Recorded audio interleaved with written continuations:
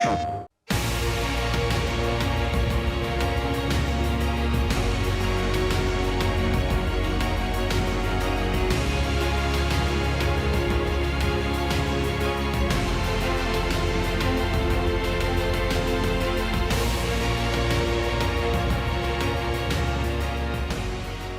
and gentlemen, welcome back to another edition of PlayStation Tournament's Open Series Monthly Finals for Tekken 7. So yes, this is what, the third month in a row we've been here now. So yeah, once again, I am Juna, your host, your Tekken commentator extraordinaire, but I'm joined with a pro. We got a pro player here offering some insight. So who wants to introduce yourself over there, big dog? Majin Obama, what's going on, guys? Welcome back again to Rebel Gaming Sphere Tokyo. We're here at the place where it goes down out here, right? We're going to be bringing you, like Juna said, another edition of the PlayStation Monthly Open Tournament Series here for Tekken 7. We have an international affair today. Yeah, I was going to say, dude, we got it. This turned into, it's an 8-man bracket, right? We're going to run through this, but we got 5 countries jam-packed in here. You know, last time we were sweating bullets over 3. Then they doubled it up damn near, so shit. We're here with 5 countries in this top 8. We got a returning champion from last time as well, Jonsa. Jonsa from India, From right? India. The Conqueror. He's got the godlike connection out there. You know, we from India to Japan, networking problems, but we got different people in the mix too. So India represented with two people. Last one was 3, so I guess only 2 this time. We got India, Indonesia, Hong Kong. I remember this guy. I remember him from December. Love DOA forever. I remember that name. Korea showing up, and then of course, you know, we're here in Japan, so we got 3 Japanese players there. But you know, anybody can take it. Yeah, any names stick out to you right now? Anybody you want to put your name on? I mean, was it Gunther got second last place? Gunther was bullying everybody last month. I remember, like, he was bullying everybody, but then at the end, he ended up coming up a bit short. I feel like this is his month again. Fair enough. Me, I want to say Gunther as well last time. It kind of let me down last time, but you can't. No disrespect on Johnson either, man. You know, you talk about connection stuff. To me, playing a character like Eliza and doing the stuff that he was doing on netplay like that was pretty impressive. But also just the mind games, right? You're just opening people up with just throw, just mid, unblockable, run up a block all day too, and the DP is really good. Completely taking advantage of, I think, people shaking in their boots, you know, on netplay like that. But there are 2 players that stand out to me. First is Toshi from Japan. Okay. Player's so good they named him twice. I want to see who he's bringing to the table. Is it going to be Dragunov? Is it going to be Eliza? I know they've run up a few different characters in these events. But the other one, like you said, the Korean representation here. You guys know the baby. We got the Dabachi. Dabachi coming through. That's Dabachi D8. How does it work? I want to hear his thoughts on same-sex marriage. What do you think about that Dabachi? Dabachi versus Gunther round 1, 2. I got to see who comes out of that one. Yeah, we got the bracket right there. So we're going to have, let's see, I hope they made a bracket right. Darylland's Ren Coin. So it's Japan versus Indonesia. Okay, love you. It's Hong Kong, India. Japan versus India. Nice. We have everyone's mixed up, so no country kills in the first, the first round. Everyone get a little bit of a little international affair. Pretty nice. Just a bunch of Southeast Asia showdowns out here. Yeah, it's great. So this is the APAC version, right? As you see up there. So you love to see it. Like yesterday for Gundam, it was 8 teams, but all Japan. So I like seeing all the different countries like entering and representing. You guys at home, you can do it as well. It's free to enter tournaments. You just sign up right through PlayStation, right through the tournament tab. And obviously, you can't enter the APAC ones. You don't live here, but they have them in America and Europe and APAC. There we go. Got a first match. Got this cool little graphic down there. Daryllands with Rencoin 23. Yeah, I mean, I gotta credit you with all that, man. You've been telling people they took it to heart. You know, you don't have to sit on your butt watching other people play in this tournament, right? You can be a part of it. Doesn't cost you a dime either. Just costs you, a little bit of time if you want to play. And more people, especially out here in APAC, more people signed up, more people came through. So you see the result here. I mean, you can't OS anymore. Like back in the day, you could always have Twitter fingers like, I kick your butt if we ever played. But now you can, right? Now you can prove it. It's just like, all right, you can beat me. Just sign up. Enter the tournament next month and let's see. You guys can't hide anymore. So with that said, Rencoin versus Daryllands, right? Here for Indonesia, right? The Indonesia representative. We got to see the character selection, but Rencoin probably going to be running late. They ran it last time.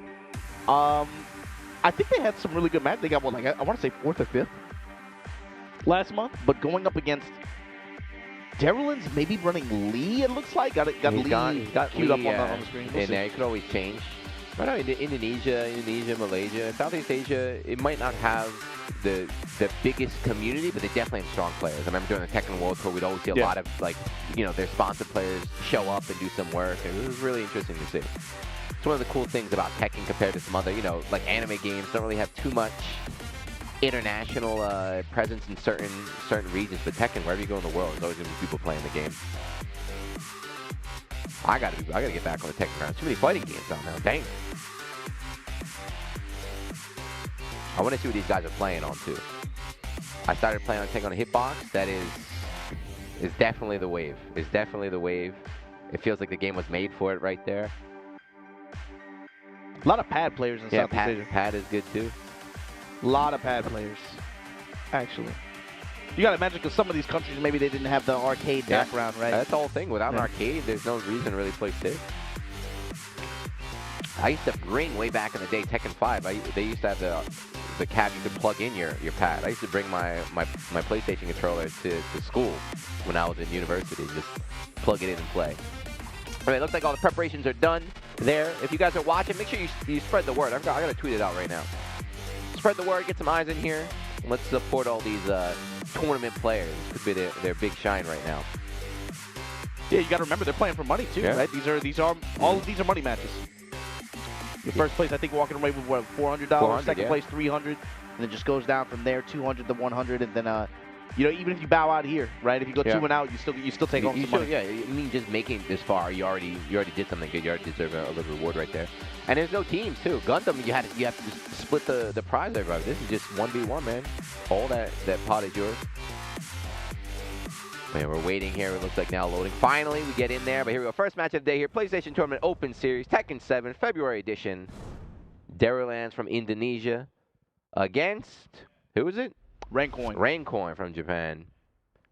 And yeah, just like you said, Lee versus Lee. Let me get this. On Forgotten Realm 2, this is probably going to end up, I mean, depending on where the touch happens, I feel like it naturally benefits Lee a little bit more than Lei. But the lay down playing starting early, right off the bat. We'll see, especially off of wall sequences. Lei can get really good return off of the floor break and then it resplat on the ground. We'll see. Twitch TV PlayStation. Okay.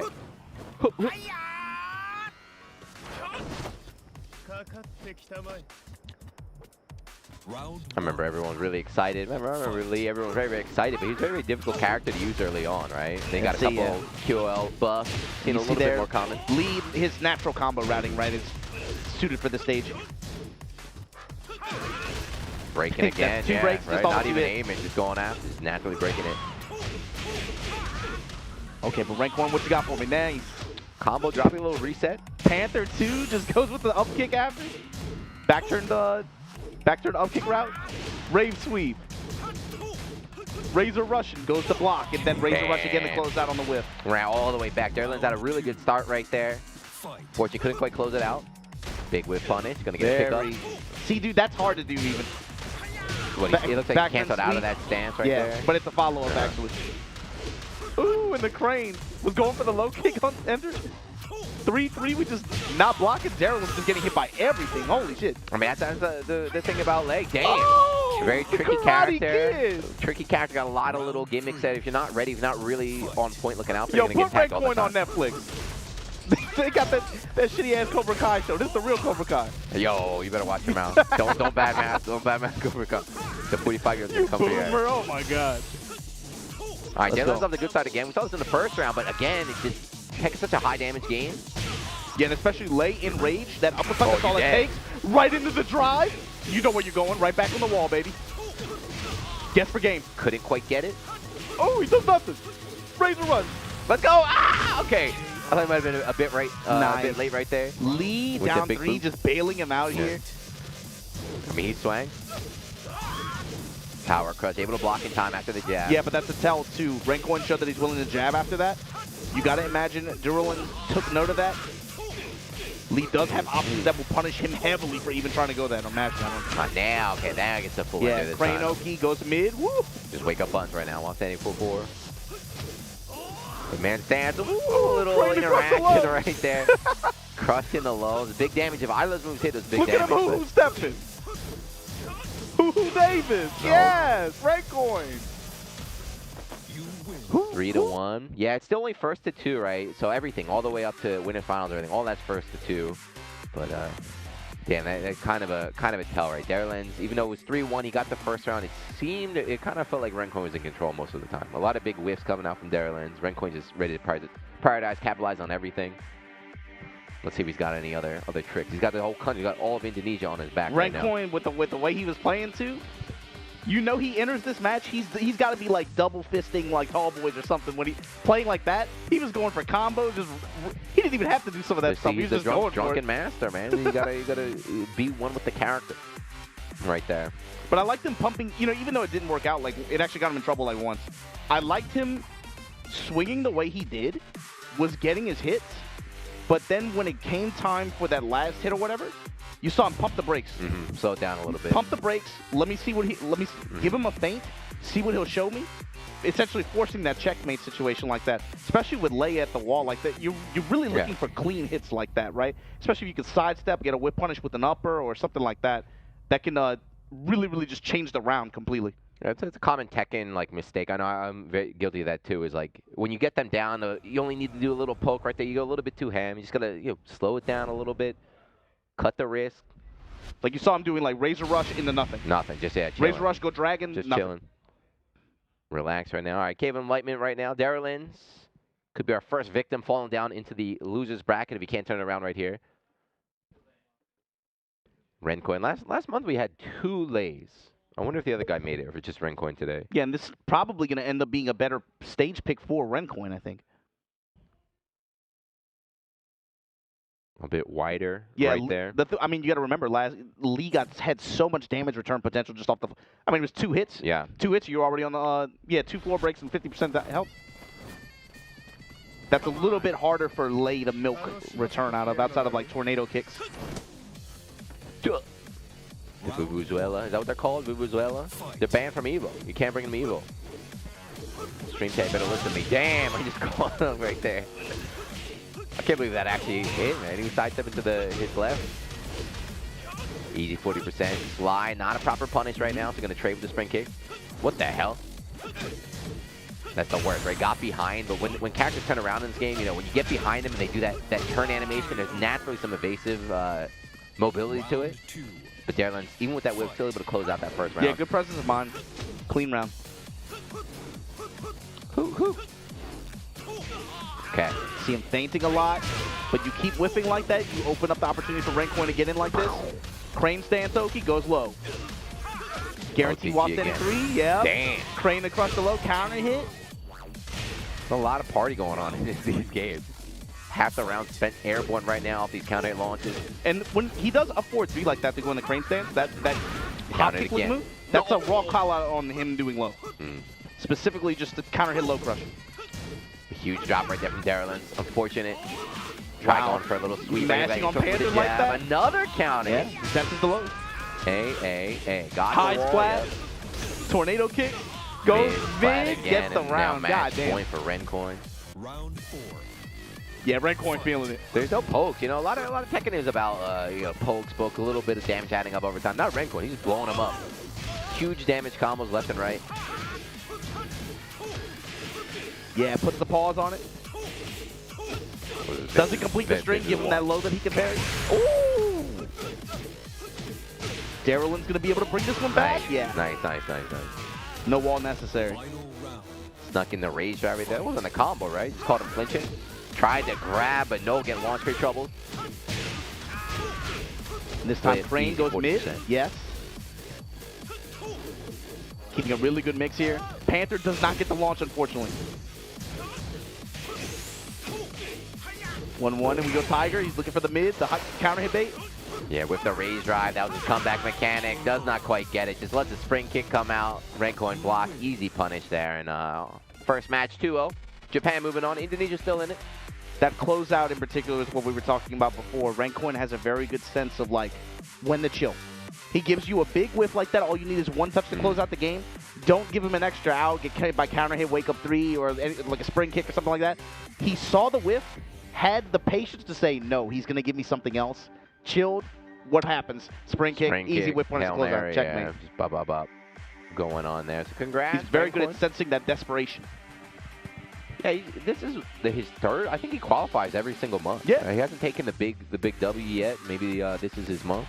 We saw it yesterday at Gundam too. Some players that had constantly entered, constantly done well, but never won. They finally broke the curse. So I mean, maybe to protect. He's in there right now. That was a good solid win. And it's got to be other players got to look at that and say like, man, that's kind of scary. You're playing against a player that is very good at reading the opponent, has very good patience, very good sense of when the opponent is desperate to go for certain options.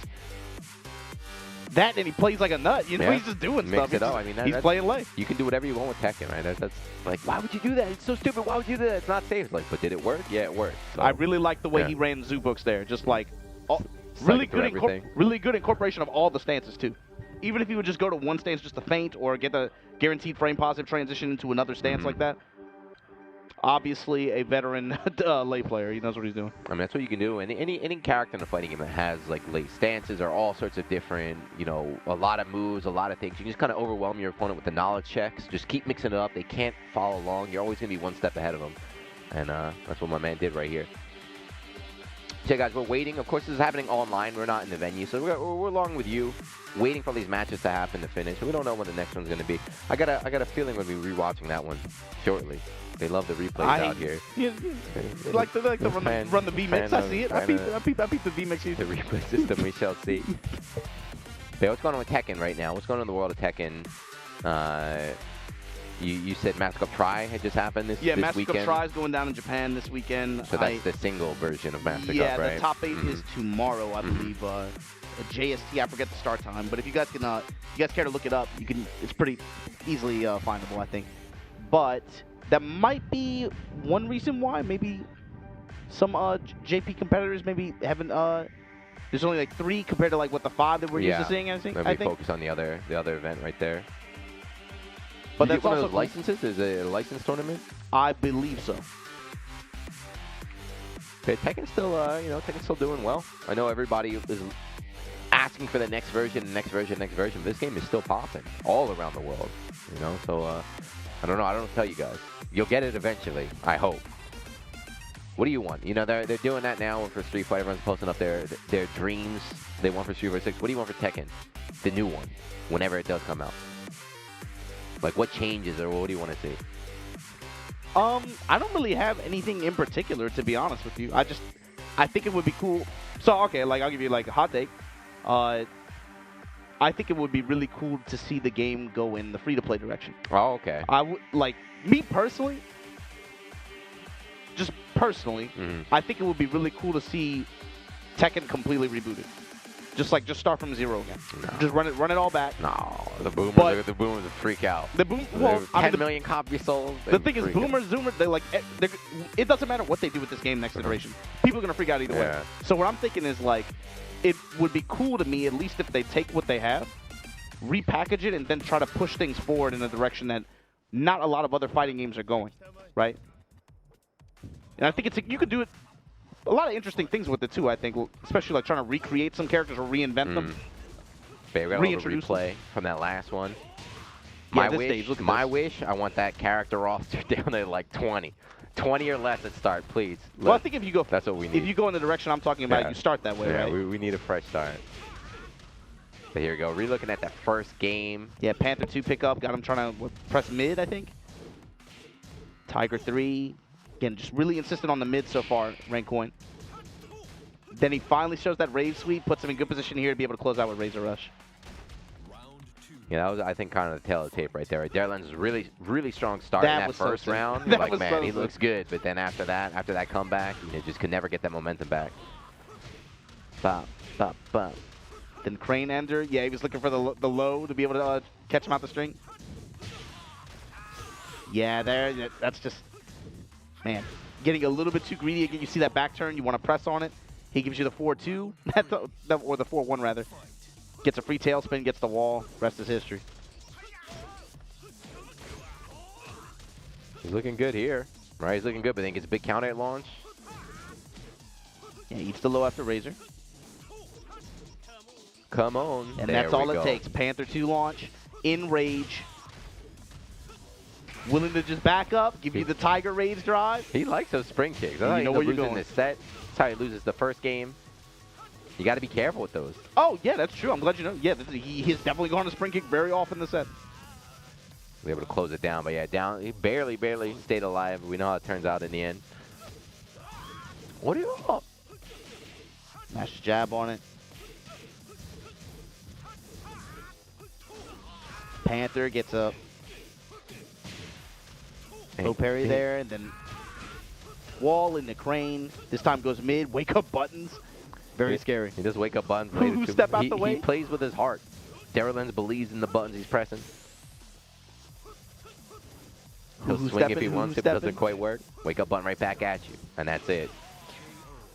All right, you got to confirm that. You got to confirm that string right there, but I think he let it rip like 3 times in the set, and every time, you know, of course, lay ready with the punish. Yeah, there's a little bit of Yomi-I in there too, right? But Rencoin overall played it pretty well. I think he only eats, I think he matched jab on it, I think 1 time in the second game, and he got caught for it. But by then it's already, you know, it's too late. When you're rolling 1 for 5 on that kind of string mix-up. The guessies are on point here. But I think we're going to check out the next round as we wait for the other players. I hope we get to see more, you know, some of the new faces, some of the international players I want to see on stream. India versus Hong Kong, that sounds like a good one. Rencoin versus Gionso. Okay, so this is the winner. This match we saw last week, or last month, I'm pretty sure. So Gionso's our champ from India, the Eliza player. He also plays Geese. He ran Geese and Eliza. But, and to be fair, you know, last month, Gionso ran through, I want to say, 2 lays. I think he ran through 2 different lays, not Rencoin, but one or two of those other late players were also very strong. I got to imagine Rencoin looks at that and sees it as a challenge. We'll see, but should be a good set. We'll see. Yeah, the Gionso, again, our champion, but we were scoping out his YouTube channel. Like, he's training against these guys. Like, he's uploading his matches from the tournament. So, you know, this guy's he's not just screwing around. He's here to win these things. He's got the Indian Tekken think tank. They're all just... They're all pulled together. Like, there's someone out there... There's an Indian Sajam out there, right? There's somebody out there doing the hard analysis on all these sets. Y'all.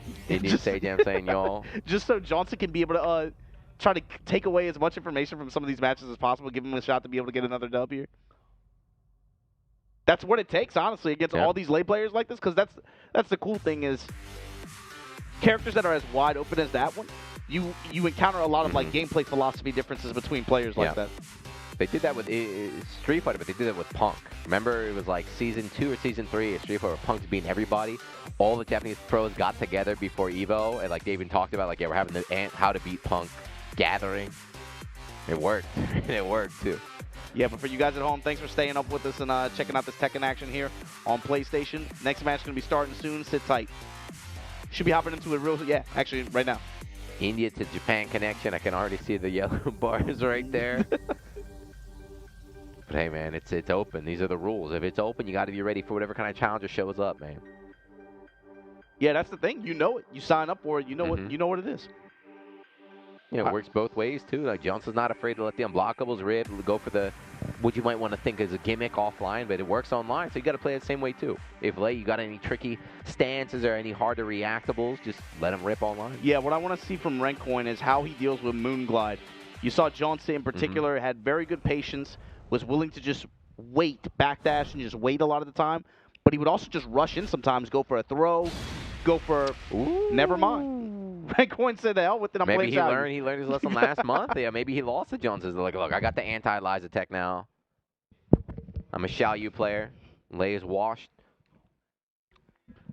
Man, you hate to see it. You hate to see it. Lei drop. But I want to say Johnson actually ran through a couple Xiao Yus last month. Yeah, I feel like there was definitely Xiao Yu last month as well.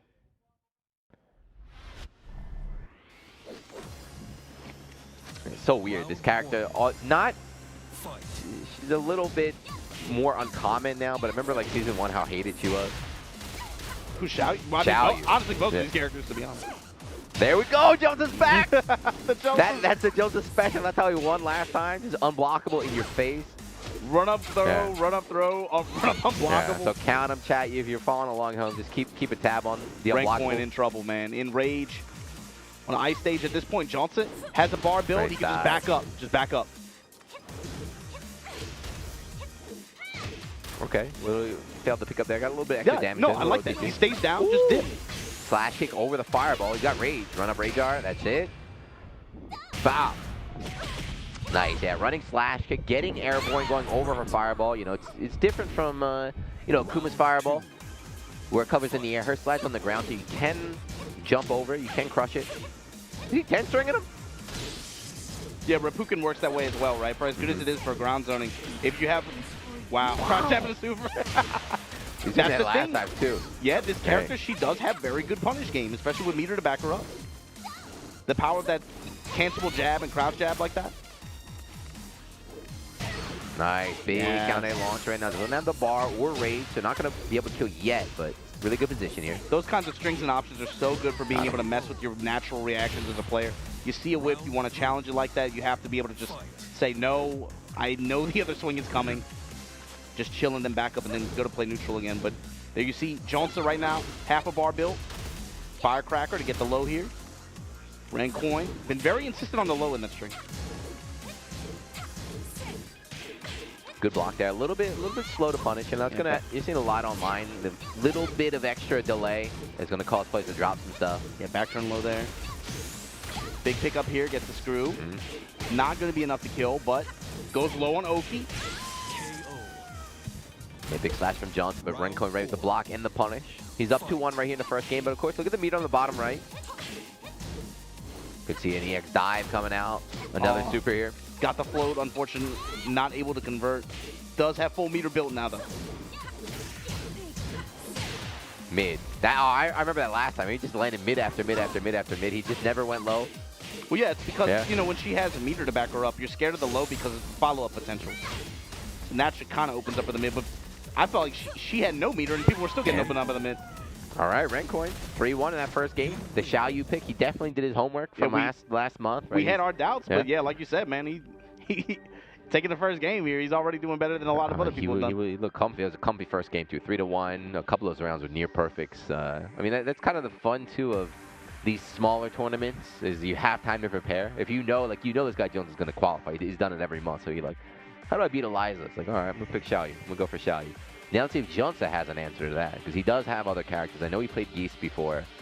Is he going to lock in? Is he going to try and counter the counter pick? Oh, yeah, that's true. Whoever he picks here, he's locked in with. He's locked in, yeah. Only first to 2. And you have to imagine, depending on the character he picks too, Rencoin, if he loses, you got to imagine he might run back to lay. Run back to lay, yeah. That's why you never want to lose. You always have that advantage, right? Always need to win the first game to get it going. Same thing with stage picks. But if you follow, if you're a Tekken World Tour player, the rules here are a bit different.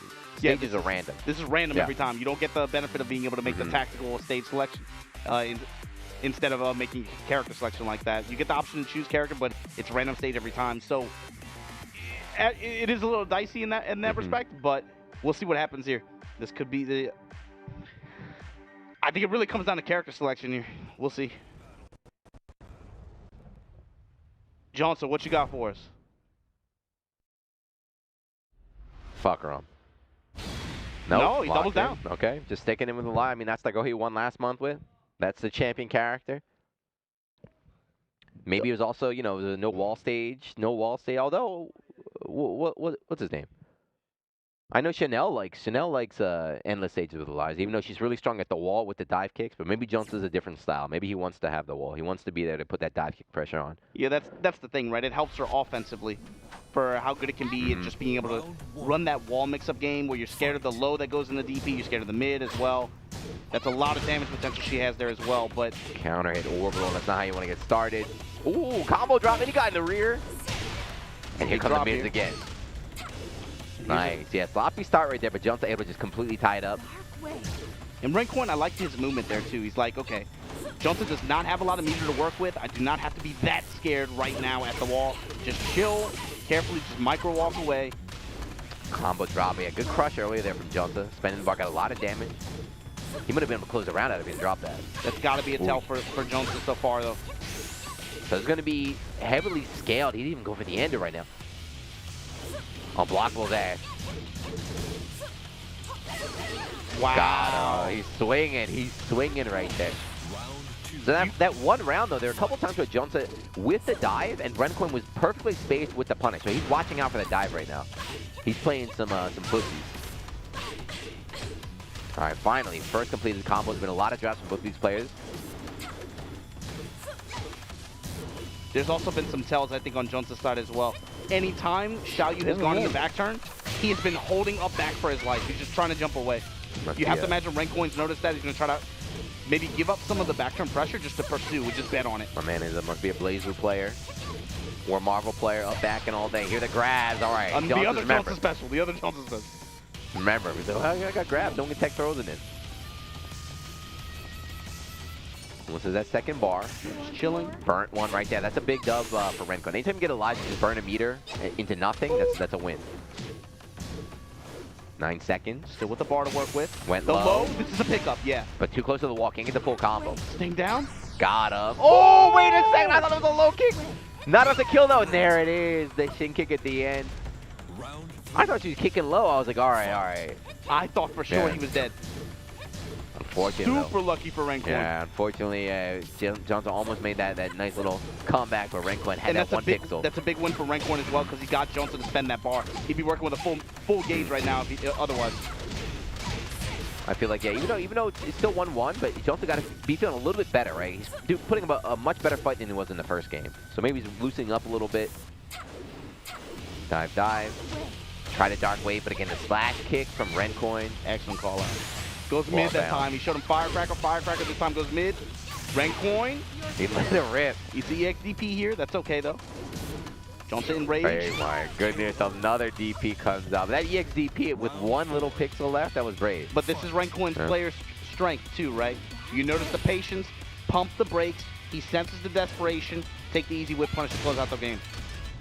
The round, rather. Looking to close out the game right here. Yeah, if he wins this one round, he's in the and screw winners final. And the wall. Where you going? Firecracker. Super late. And the mid pickup. Not quite enough. Not quite enough, but anything will do it right now. Low. Got the meter too. In rage. Johnson not going to get it this time. Or if he does, it's going to have to be in losers. Rencoin moving on. Called it mid. Yeah, Rencoin, good start. Winners finals right now. Showing both Eliza and Xiaoyu. Maybe we'll pick a third character there. Who knows? But Johnson, last month's champion. He ran all the way back from losers, didn't he? I think last month he reset the bracket, went all the way. Oh, he did. Yeah, he did against Gunte. Reset the bracket, went all the way. He might be able to do it again. It's not unfamiliar territory for him. Yeah, you're right. I forgot he won from losers. You're right. We'll see. They got some sharks swimming down there, right? You're gonna have to deal with who else did we see? We got Dowerlands. You saw him. It was interesting to think like what character would he run against some of those character matchups, but either way. Yeah, we shall see. We'll probably get an updated bracket. We're not going to be able to watch all the matches, so I know some of the first rounds happened already off stream, so we're not sure who won. We'll see the brackets soon. Gunte. I know a lot of you guys, you like the Leffen tournaments where you see every round of losers, every round of pools and everything like that. First to 7. This is we're trying to hit it and quit it, man. We're trying to get it in and out of here. Show you a nice little sample of the top 8 so far, but then we'll focus on the top 4 matches as we move on. Yeah, we definitely, once we get a little bit further, we get in. But here we go. Look at the brackets right there. So Toshi beat Astor Gaming. Johnson beat, that was his first match. We saw that. Rencoin in there. Yeah. Winners finals. Winners finals. Quick 2-0, right?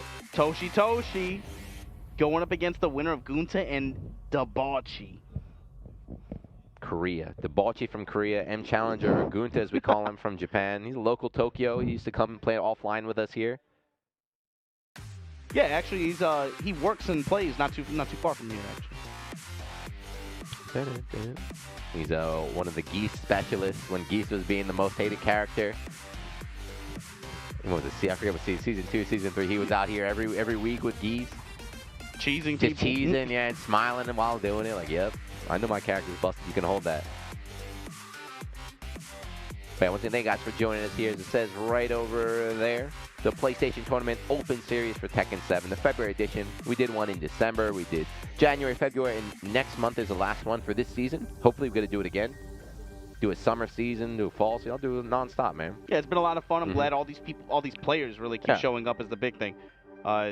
This, again, is free to enter. Wherever you are in the world, there's one going on in your region.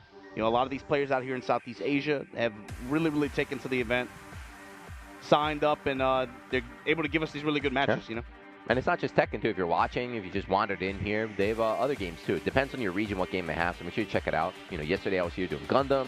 That was a lot of fun. I saw them advertising on Twitter. Guilty Gear Strive. So, well, who knows, man? Who knows what kind of game you can get. Elden Ring Nationals? Elden Ring. They got PvP in that game, right? Elden Ring PvP? They got running, PvP man? in that game. Yeah, as we wait for the other matches to kind of finish, so let's take a look. Let's check out the replay of the last one. Did you get that game yet? I got to get the PlayStation version. PlayStation's the best console. Bro, you know I got the PlayStation 5 version. PlayStation's the best console, and they got the best games. And that's a fact. I need it. I need a PS5. If you're watching, if you're from PlayStation, can I get a PS5? I don't even have a Pro. I still got the basic 4, man. And with that, we're going to head into a replay of Game 1 of Johnson versus Rancoin. And this is where I felt like Johnson maybe kind of got a little bit of a break early on here, actually. But Rancoin tightened up over the course of the game and eventually Game 2 as well. That hurts. Not only did Rancoin send Johnson down to lose, but he also broke that win streak, that 10 win streak. Yeah. Damn, man, that hurts. That's the worst. When that one dude at the arcade just ends your win streak, just walks away. It's like, yeah, hold that. Hold that. The mid, right? He's looking quite good, but this is where he gets blown up with the rage, right, at the end. Yeah, tries to go for a fireball to zone out. A little bit of keep away here. Slash, kick, gets the launch. Screw in the rage art here. That is the Tekken Classic, you know. You're most dangerous when you're down at low health. When you have that glowing red bar, you got access to the rage art, the rage drive, the bonus damage, right? So it's good to get him down low, but if you can't finish the job, you can still lose in one hit. Comeback mechanics, everybody's favorite fighting game new feature. I think he dropped the combo. I do not know, here, right? but I'm just going to say that was a confirm. I'm just gonna the say jab super. He did it a couple times last month. I had no idea. Well, he did it on block a couple times, if I put it that way. He just believes. He believes in the India-Japan connection. Low poke, yeah. So at this point in the set, it was looking pretty good. But then after this, you know, Rancoin just kind of turns up the first game. It's just really interesting too. He knew that, like, that's how you know. You don't randomly pick Xiaoyu. He knew, he was like, all right, Jonsa, I remember this guy from last month. Eliza player, I got the matchup for you. Yeah, maybe you can get some ideas why too, right? Maybe she's able to. She naturally has that evasion built in, but you can see him using slash kick a lot. You can see him using her orbital a lot. You can also see him just doing like dash, pump the brakes to try to bait some of these dive kicks, bait that meter usage out of Jonsa, and it worked for the most part. If he wasn't in good space to be able to whiff punish or crush, he usually was just able to just sit there and guard and just play the game again, right? And ideally, Johnson would have spent some meter as well. See, just dash a block. Just for mid, just take it. Yeah, at that point, it's scary just because the low has the follow-up with if she has meter backing her up, right? Just like, okay, take the mid. Firecracker, drop the combo, yes. They got a little pickup right there.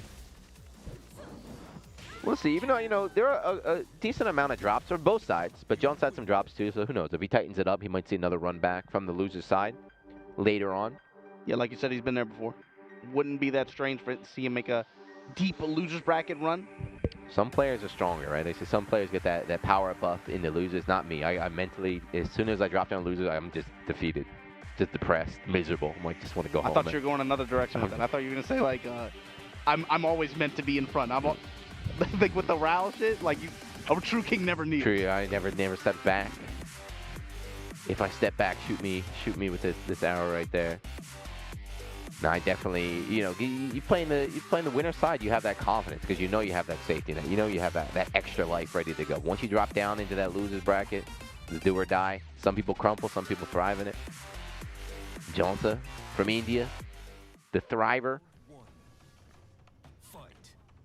Here's game 2. There's something very stressful about just the notion of if I lose this, I'm finished. I'm out of here. It's naturally stressful. It's stressful, and then, you know, you know it's in the play, too, right? A lot of times people in the loser's bracket are a lot more hesitant. They're not really going to be taking as many risks as they would before. Generally. It can make you play worse. There's some players that don't care, but generally, yeah. Johnson's nasty combo. Not the best finish, but still pretty impressive here so far. Saying that was it, right? The whiff dives, right? The spacing for Rencoin, he just knows where to stand to make those dives whiffs. He's ready every time. So many. And another one, punish. It just comes up all the time, right? There's if you watch this set, there's so many times where Rencoin presses, goes in the back turn. Jonsa is just holding up back by default, looking to try to dive kick in again. And the way it worked out was that a lot of times Rencoin was in position to be able to whiff punish.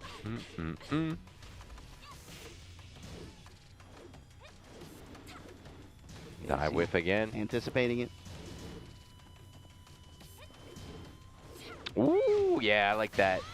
Don't know if he meant to jump over a DP, but he's ready with the back turn launcher. That's the beauty of Xiao Yu. Even if those accidental situations where her back is turned, she's still a very, very scary character.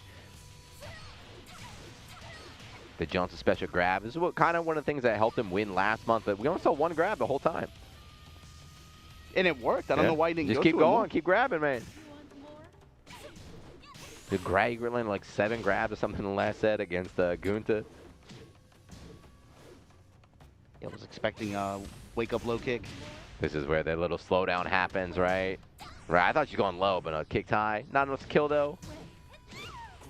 Dark wave blocked. He just mashing on that shin kick.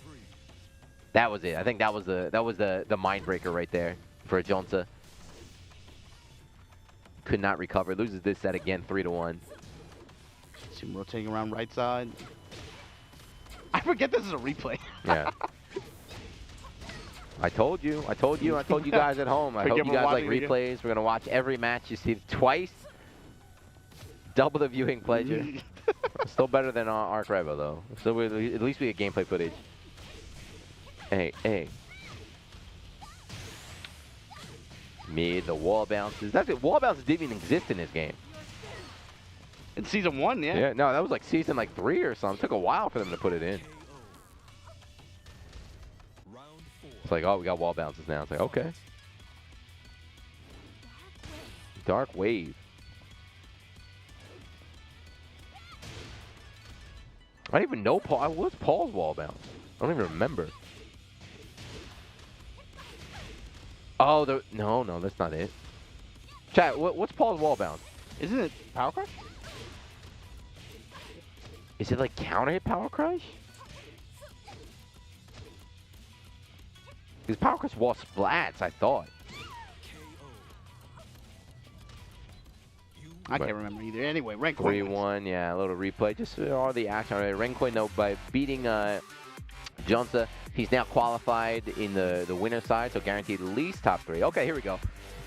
M Challenger, that's Gunta. He defeated Debauchee from Korea. Be careful about that Debauchee fellow, but look, Toshi, he's going to be in losers, but Toshi going up against Gunta. Winner going to face Rencoin in winners final. So I hope we get to see Gunta's match. Gunta versus Toshi there on the winner's side. The winner that's going to go up to face Rencoin. It looks like it. Yeah, okay. So we are going to watch the other side of winner's semis. Toshi lay, another lay against Gunta. M Challenger, or Ultimate. He's got like 4 different names, but running geese probably. Quarter circle forward 2. That's not as wall bounced. I mean, that's Death Fist. In the back of my mind, is it Power Crush? No, it's not Rocket Knee. It's not Rocket Knee. It's not Up Back 2. All right, while we wait for this next match to start, chat, if you're watching, if you're Tekken Pro, look it up. Tell me what Paul's wall bounce is. Let me know. Up 4-2.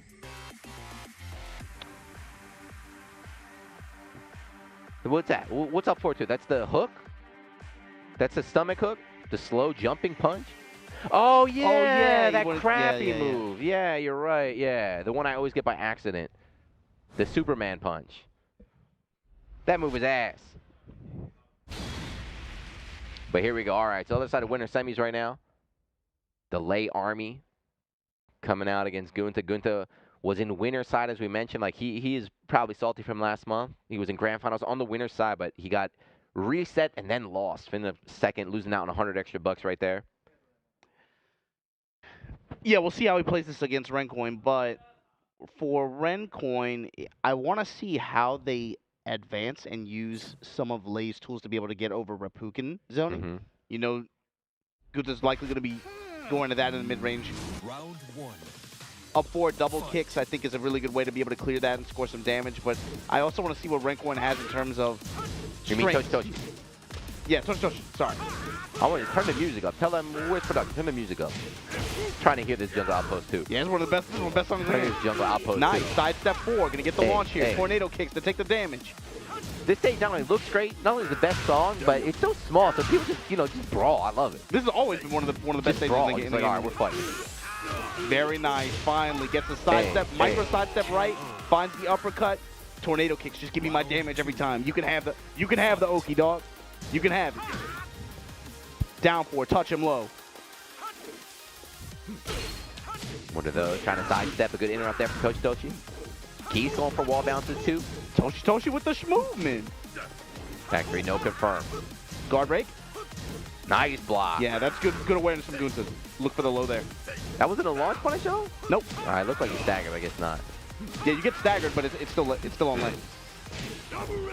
Double Rapukin. So Just Gunta chilling. running away, yeah. Back three again, that's 2 back threes. No break. Oy! With the mid, big launch, and that's it. Toshi. A little hesitation, just stared him down for that split second. Pause. Okay, rage drive. That was like 2 or 3 like Yomi situations, like in a split second. Now just swinging in mid-range here. These lows starting to add up for Gunta as he gets on the wall.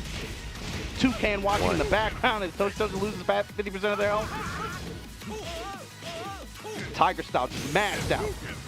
Those lows. Crane stance. Staring, Gunta with the stare down. Karate Kid just standing there in the stance, looking at him. What's he doing? Going with lay down stances now. Okay. Very nice duck on the Tiger That's launch punish. 3 bars. Gunta hasn't burnt a meter yet. He's been holding on to it. I don't know what he's doing. He's getting bullied by the knee. That's a sign Gunta knows his matchup really well, though, to be looking for the high swing there. Especially like at certain levels, you know, players will just let the Tiger 2-2 rip. The second hits the high, you can duck it. I mean, that's one thing we know about Gunta. He's a grinder, right? So he plays this game non-stop for years now, so he's got to be familiar with most of the cast. But a bad trade for him, going to get a wall break. Yeah, mashing on plus range. Toshi taking big advantage here, gets tornado kicks after the balcony break. Did he get all 3? Oh, the second hit! And the break. Still has screw. He bet it. He believed. He believed.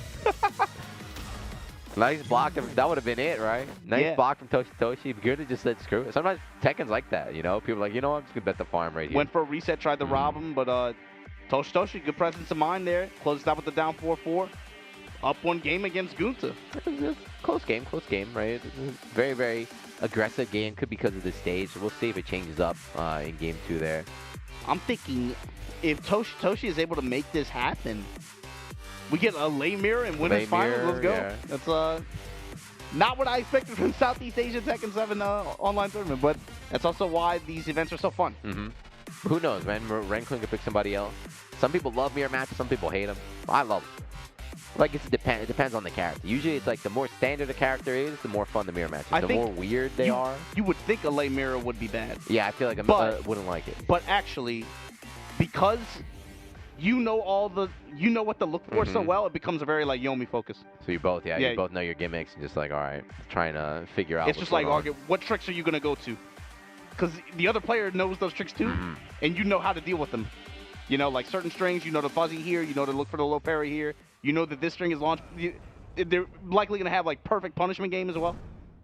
We'll see. Toshi needs one more game. Just one more game. We might see it. It might come to be the lay mirror match. But Gunta, come on, Gunta, you're better than that. Yeah, I felt like what we were talking about didn't even come into play. Yeah. You saw like no zoning. Just with that stage, right? It's especially at the top part. They played what 2-3 rounds on that top section, just swinging.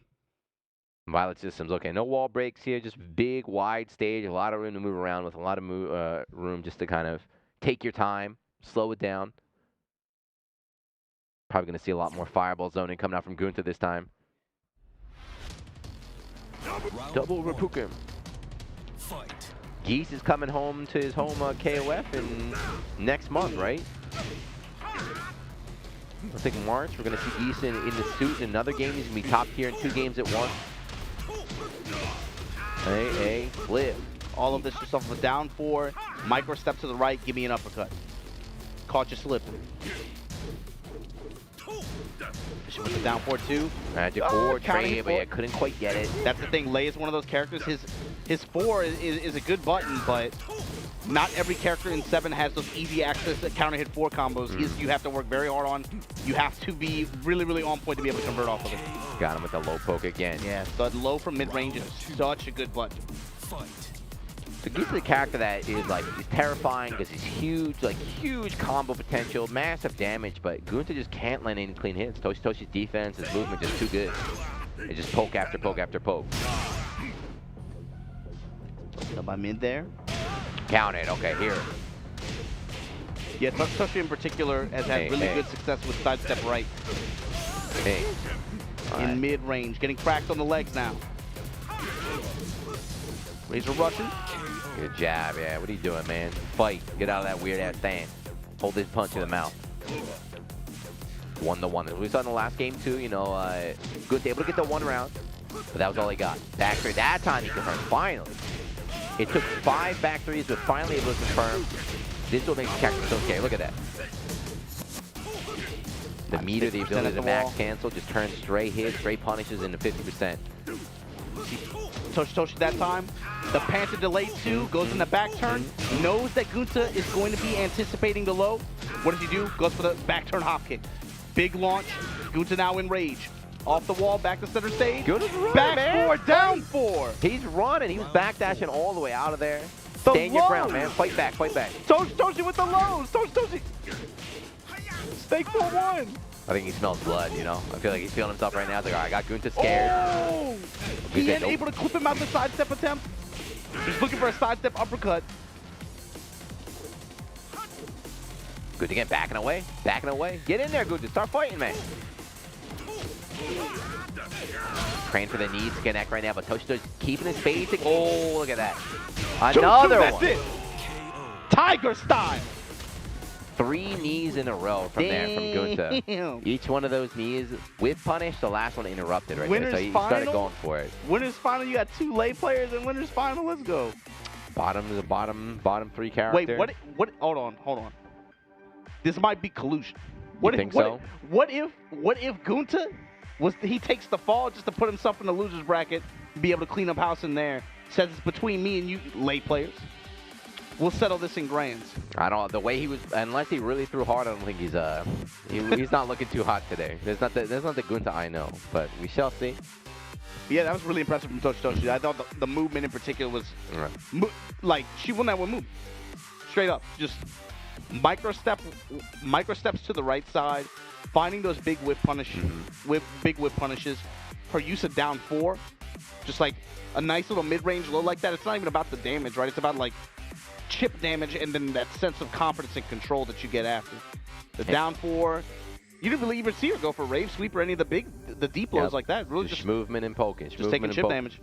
That's what Tekken is. Tekken's like that too, right? Sometimes you lose, you're like, wait, why did I lose? I didn't get hit by anything. I didn't get any big combos. It's like, you know, no, you got hit like 20 times. You got poke. Yeah, you got hit like 20 times by something that did nothing, but that adds up. You have to, you know, you got to commit eventually. You got to commit to blocking low or commit to taking those risks. Otherwise, you just get melted down like that. Yeah, that was really fun to watch. That was tight.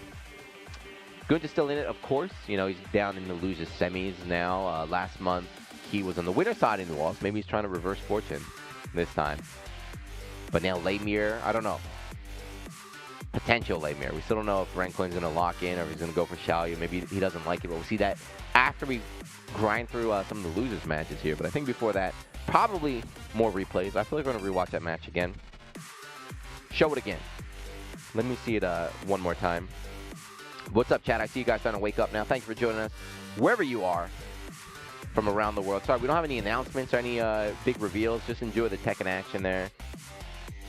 Love DOA from Hong Kong. Unfortunately, went 0-2, and then in losers lost to Darylens from Indonesia. That's cool, though. Still walking away with some money. right? But Gunther going to be going up against Darylins, like you said. If he's able to go over Darylins, going to get him an opportunity maybe to fight against Johnson's in the mix there. We'll see. Johnson, yeah. Last month's champion, trying to get that revenge. and Aster Gaming. Going to see them face off. See who gets the right to face Johnson in losers semis like that. Yeah, but these matches probably happening right now, I want to say. So I think we're just going to wait for them to finish before we move through with the bracket. But yeah, once again, thank you guys. Give a shout out to the lovely, as you see up there at the top, PlayStation Tournament Open Series monthly final, APAC. I didn't even know what APAC was until like 2 years ago. What did you think of, man? I mean, I never really saw APAC. I guess my mind just focused out, but and that's my my team now. I work for APAC. But Rancoin 23 Toshi. Wait, we're just going to see the winners finals, huh? Okay, we're just moving all the way in there. Oh, we're in there? Yeah, let's go. But yeah, so this is the APAC, this is the Asia region. As you mentioned before, though, if you guys are in the States, if you're in the Americas, you have an online tournament, you can enter there. If you're in Europe anywhere, you have an online tournament over there. There's probably some other regions as well. Just check it out on PlayStation. Boot your PlayStation up, whether it's 4 or 5 or Pro, whatever you got. PSP, boot it up, take Vita, a look. Whatever, man. And Vita that's a nice system, man. That's a really nice thing. I definitely put my time in on the Vita. But go ahead and check it out and see what the layout is for your region. These are free to enter, and of course, you know, like these players here, there's no reason why you can't play with them.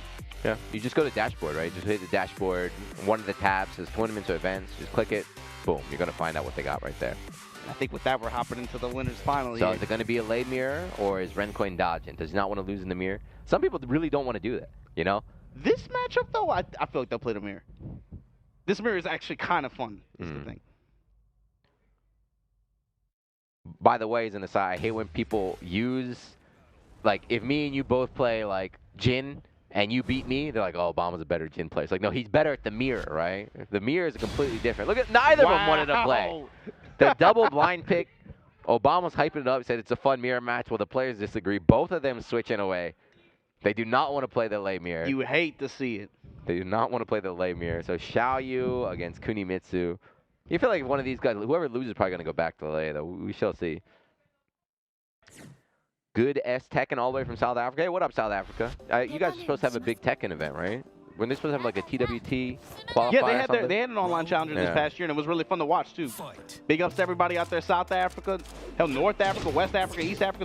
Those guys had some events as well. Hopefully we can get back to offline shortly. People watching from all over the world. Back turn, full string from Cooney, yeah. Guaranteed right there.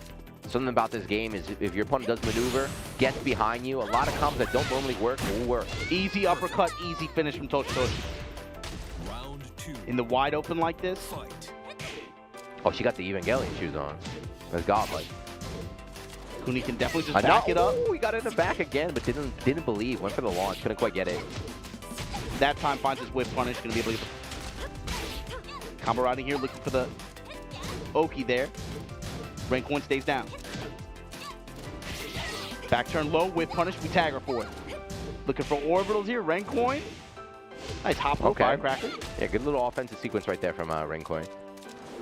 Something about Tekken though is like speed, right? It's a very fast game. It looks like Toshi just moving a lot faster, right?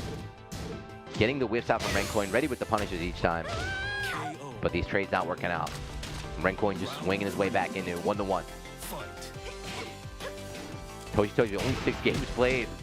I wonder like how much Cooney experience he has. Doing whatever it takes not to play the mirror, but it's working so far. Orbital big whip. Flash kicking again, trying to launch. Yeah, it's finding these down forward twos, just not getting the full launch. Was it counted only launch? Or maybe she's in a weird state. I have no idea. Renko turning it around. The hard reads are paying off. He's not afraid. He just lets these hope kicks rock. The big sweeps rock. Very risky gameplay, but it's a 1st to 2. It's online. You got to do whatever it takes. Slash kick cancels out. A little low poke right now. So he touches the full crouch sweep. Chilling both players now. Feeling a little bit of hesitation. Big orbital whip again. Slash kick crushing the low. Slash kick doing a lot of work. Back turning the screw. Looking for the Oki here. Goes low. Toshi able to back up out of range. Down for 1 pressure. Just the tip of that of the low poke, and with this, Rencoin about one clean launch, or maybe 2 pokes away. Raise drive, there we go. Caught him backdashing, maybe might have messed with the backdash. He's got tagged right there, 2-2 here in game 1. Still only first to 2, by the way, guys, even though it's winners finals. Orbital again. Toshi's waiting for the orbital, just way too slow to whip punish each time. Yeah, I mean, it's got a quick recovery animation, right? You gotta really be on point. It's just a little bit too slow. Grab. It's like, that's the first one we've seen all set.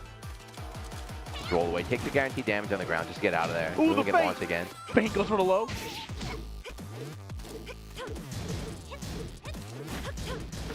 I thought for sure he had a whip punish. Another grab. It's not able to tech.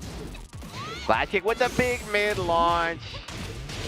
And that's going to put Rencoin in position to close out. Yeah, the last hit, just enough damage to kill right there. I got hit. I definitely got hit. I saw in the stance, I expected the little twirls, the lows to come out. Nope. Yeah, the option rotation there. Rencoin been very insistent on the lows out of stance. Just conditioning, conditioning throughout the set. Like, yeah, I do this a lot, look out for it. Like, nope. Just open up for that mid at the end, be able to close out on it. So with that said, Rencoin up 1 game here.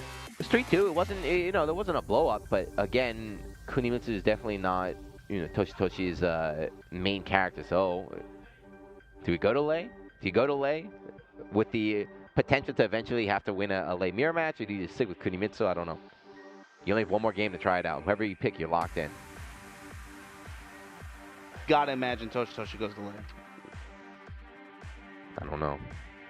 Yeah, it's very, very funny that, I guess the way it works, if you don't know, guys, is blind pick, right? So it's not like they talked before. It's just both of them in private decided they did not want to play the Lei mirror, so they both picked somebody else, surprising everybody. But maybe, sometimes you gotta, even with the matchup you don't want to play, sometimes you have to play it. So let us see who. All right, here we go. We're locked in. Lei or Kunimitsu? Or do you have a mysterious third fighter? Toshi. Yeah, okay, locked in. He says, you know what, screw it. It was 3-2. It was a close first game. I can do this.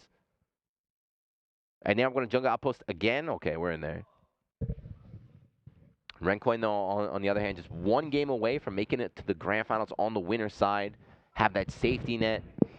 Guaranteeing yourself at least top 2, at least $300. Got to be feeling good right there. Decent chunk of money for just, net play tournaments from home. Yeah, that's what I'm saying. Now, you guys out there. You don't even need to you can be sitting in your boxes, your underwear, doing whatever, man. You don't even have to put pants on. Just literally just boot up. Got the t-shirt with, like, the spaghetti stains on it. Just like, all right, let's play. I made $400. Good. Wall break. I didn't think it was going to catch from there, but... Oh! I like that. The idea of it. He wanted to get damn! Triple low right there. And the big counter air launch again. Rencoin starting to get a read on the timing, right? The idea of it, if he's able to get pressure off from that position like that, be able to look for the wall break instantly. Off of any touch. That back turn low has done so much damage for Rencoin just the entire day. Orbital again, right? Orbital. Toshi always a bit too slow. Counter hit launcher here. To the wall. Rencoin offense time. Yeah, just adding up. Right, Toshi is trying to tech, trying to get out of there. And quick game 2 right now. Rencoin 1 round away from taking it. Orbital finally punishes. Pick up and a wall break. Absolutely. Yeah, even with the weird back turn, we're still able to get it. To the wall. Just short. Yeah, but still big life lead right now for Rencoin. Good positioning, everything. Toshi, you need a miracle right now. If you want to stay alive on the winner side, no. And that's going to do it. Just the peel off, get the respin, boom. Rencoin in there. Fast game 2. Maybe a little bit of stubbornness coming out from Toshi. I'm not sure. Maybe the late pick would have worked out, but it's too late now to worry about it. He's dropping down into the losers finals now. Yeah, at this point, guaranteed to what, $200? Yeah, guaranteed third place. Not bad. Got to see who Toshi ends up playing in losers. There were some sharks when we saw swimming down there when we last looked at the bracket, right? Yeah, Gunta, yeah, Jonta still alive. Jonta, last month's champion right there. We got to see what happens with it, but still a pretty satisfactory performance so far. But if you get that far, you want to win. Is the thing. And you gotta kind of expect, maybe Toshi said, you know, the sub pick didn't quite work out. I'm going to have to go back to my main maybe here in the losers side, but sitting pretty there in the losers finals. Debauchy! Being Astor Gaming, so he's going to go up against Jeonso. So Korea versus India, and then Indonesia versus Japan. And then we have Japan in the winners side of grand finals and also the losers finals there. Not bad, not bad. We still have one more too, so if you guys, this is the first time watching, you know, we do this every month. So next month, again, you're going to see not everybody, but definitely some of these guys will be back next month if they can win their qualifiers. And hopefully get some new faces too. Yeah, I guess that's what's been cool about this event this month is majority of these players are players that we have seen before compete, but there's also been, I mean, Darylins. I don't remember Darylins before. I don't remember yeah, Darylins, that's cool. And from Indonesia, no less. Yeah. You know, that's awesome. Debauchy? I can't remember that name from before either. So, you know, and that's from Korea. So the representation is a little bit more diverse. Different players, new players getting in there, making a name for themselves in this online tournament series. So it's been pretty fun to watch, I think. Yeah, and there's some players who qualified 1 month, and then, you know, the next month they're not there, then they're back the third month, which means, like, you know, it's not just free to enter. You have to win the qualifier to get here. So, like, you're having high-level competition week after week after week that culminates in this top 8 right here. So, you know, I'm jealous, man. Back in the day, you know, just being easy access to net play tournaments with cash prizes, like, all over the place. You guys live in a very nice era right now. You could have been playing. You could have been playing Brazilians on 5K for months. My dream, yeah. For I don't even pesos. I don't even know what the Brazilian money is down there. But yeah, net play. Of course, I want to have offline back, but you know, having these online tournaments is a great thing, especially for a lot of people. It's their first real tournament experience to begin with. How do I get involved? Like, let me enter this tournament. It's free. I can do it from home. Honestly, and then from that's what I'm really looking forward to seeing is for a lot of these players, I think. These kinds of net play tournaments might be their first introduction to playing competitive. Seeing when you transition back to offline, how many of them make the jump to competing offline, right? I really think this. I think there's potential maybe for there to be more players than what we were used to from before, you know? I think definitely, especially, you know, look at some of just the big American tournaments, like selling out instantly, just like right away. Like everyone's hungry for offline, and we got next generation of fighting games coming out very, very, very shortly. I think now is a great time if you're watching at home. You're a fighting game player, you're in for a good couple of years coming up. So make sure you play, enter these tournaments. Yeah, a lot of high-profile releases in the works right now. But again, guys, waiting for the losers matches to finish right now so we can get on with the bracket. I think they're happening. I think there's just one match happening off stream right now, so we can't watch it, we can't spectate it, but once it's done, we'll give you the update. We'll get it going. Yeah, we'll hop into that losers semis match. Yeah. I believe the next, I think like all the final 4 matches we'll see each one. So after that, it should be okay. But we got to replay as we buy some time. To hold you guys over, we're just going to watch the last match over again. These are the replay system. This is once again Rencoin versus Tosh. Round 1. From the first game. Again, I'm still... I mean, obviously these players know themselves better than I do, but I'm still surprised at the double girl pick. That was a good start, right? That was all guaranteed. We saw it again later, too. Toshi able to get around the slash kick, get the rear, but didn't believe, so he didn't go for the full string. Dominant first round. But then it all went down after that. Cartwheel and then looking to go mid. Rencoin just did such a good job of just mitigating the up-close potential from Toshi's offense. Finding ways to take his turn. Then from there. Good whiff punish right there. Yeah, you saw like a lot of nice whiff punishes from Toshi, but just like Rencoin was just the aggressor this whole time. Yeah. Especially finding an in from the mid-range. Be able to try to establish either back turn pressure or just straight up like AOP stuff, you know? Trade a little bit too far. Couldn't get a combo, but yeah, took the frame advantage, ran in there, just snuck in the low. Honestly, you say sneak in the low. Rencoin, I gotta imagine, got majority of their damage from lows this entire set. It's Tekken. It sucks. Sometimes you have to you're like, damn it, all right, I hope he goes low. I gotta guess right now. You duck to block and big mid launcher, you feel like a dummy. And that's the other thing too, you saw it just there. Even when Toshi was able to block low, the block punishment wasn't always there. Whether it be a mispunish or an incorrect punish. The chat is calling for Noctis. I hope. I want to see Noctis. I also would like to see Noctis. We haven't seen any Noctises yet. I'd love to see Noctis. That's the hard thing about Tekken is like there's like 50 something, almost 60 characters now. So there's more than that. Yeah, you don't get to see everybody you want. It's just because the fact that there's too many characters, and it's like, all right, there's only 8 players here. Like if you really get dig deep, like there's like 70, like 70 something or 80. Crazy. So sometimes, you know, you don't get to see who you want to see in the tournament. Tragic. I want to see some Paul action. I want to see some tech. Yeah, I guess this was a closer game than you think. I like that. Going in with the slide in low, make them think about it. You have the rage drive there. Just queue up drive right after, go low, then mid. Steal the round back. Maven, we didn't have one in the tournament. We were watching some replays earlier that had Master Raven in there. Punish on the sweep. I mean, that was a lot of damage just left on the table, and look at that. And with that one throw back to just about even health. Yeah. Tekken's a game, especially like a high-level Tekken, you know, those launches are so rare to come across. You got to make sure you don't drop that combo. You get everything you can. So Toshi that time, eyes wide open, gets the break. Unfortunately, opened up by the mid launcher here. Close out from rank 1. But yeah, I see you guys in the chat asking about the reveal announcement. Now, I can't say anything. I can't promise you anything. I just want to say stick around. Make sure you stick around for the whole thing. There may or there may not be an announcement. People have been asking for, what, Christie for years now. Who knows, man? What if the Christie trailer pops on? Just out of nowhere. And it's just our foot. It's just a bare foot. Eddie Gordo standing there first, like this big, just absolute, like Jack body. Hey, all right. I would throw a chair. I'd pick up a chair, bro. Gina. Christie's barefoot is on. Like, give me your face. Give me your You gotta take the headset off and slam it.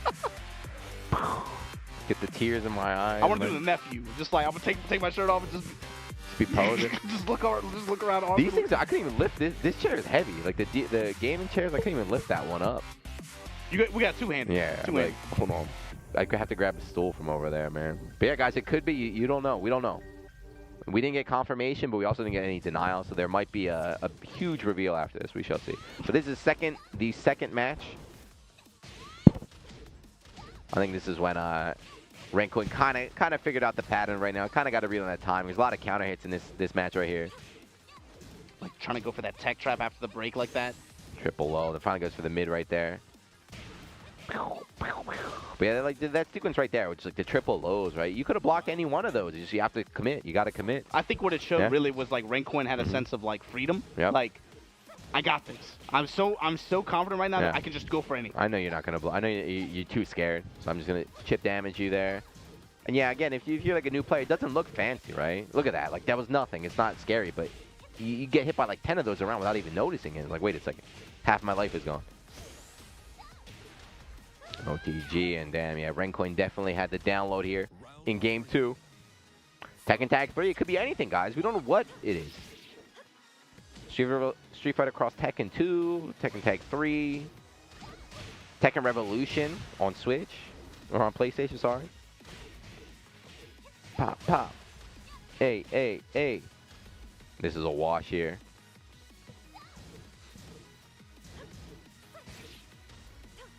You got the armor break. Touch low, comes up with the mid that time. That's it. Low profiling the mid to be able to do it too. Renkoin, very quick second game there to be able to punch their ticket into Grand. Grand, yeah, he's Grand on winner's side. So he's got a huge little advantage, or a huge advantage right there. As we are waiting for our next match, guys, so hang in there. It was definitely a download there. Renkoin's been looking good. You know, his lay was looking good earlier. Now Xiaoyu's looking good too. I wonder if he's going to have like a third surprise for grand finals. Whoever he chooses, he's got a whole game, a whole set to lose, right? That's the big advantage of being in the grand finals there.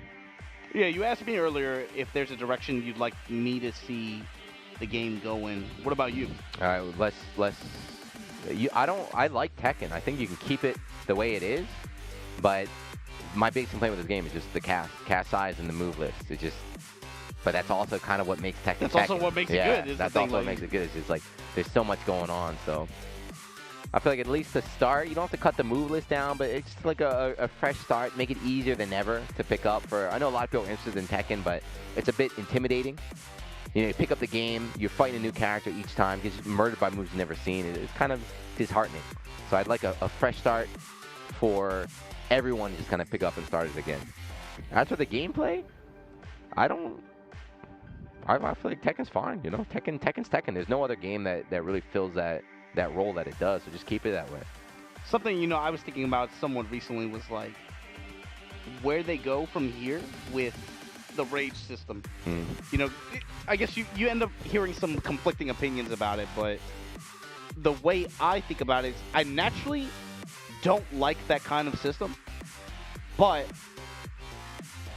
with the way this series has gone, A, they're not going to walk away from it. B, it's not that bad. It's fine to play around with, right?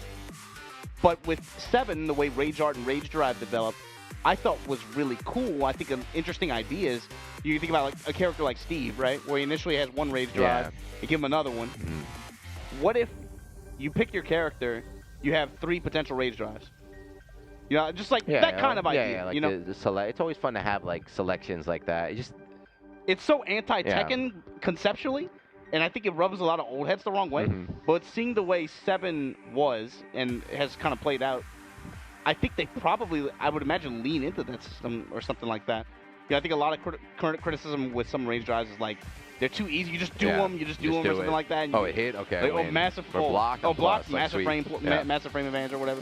But I think at least maybe it'd be interesting to kind of tune that system around that, where you, the player, you have to make a choice on what kind of tool you're looking for with it. You know, I love that kind of stuff. And now with you know, being able to patch games, it's really good. But like, you look at like old games, like for example, like Third Strike. Like that always made me sad when it's like you have an option for like 3, but everyone only picks 1.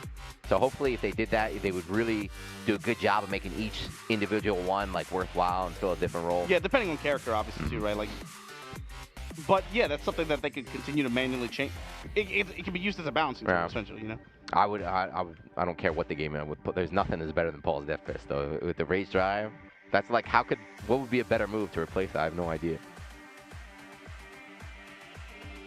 Give him like a homing commando role. I have no idea. But how about you stream out to the home? You guys want to see anything? Do you have any hopes for Tekken, the new Tekken, whatever it is?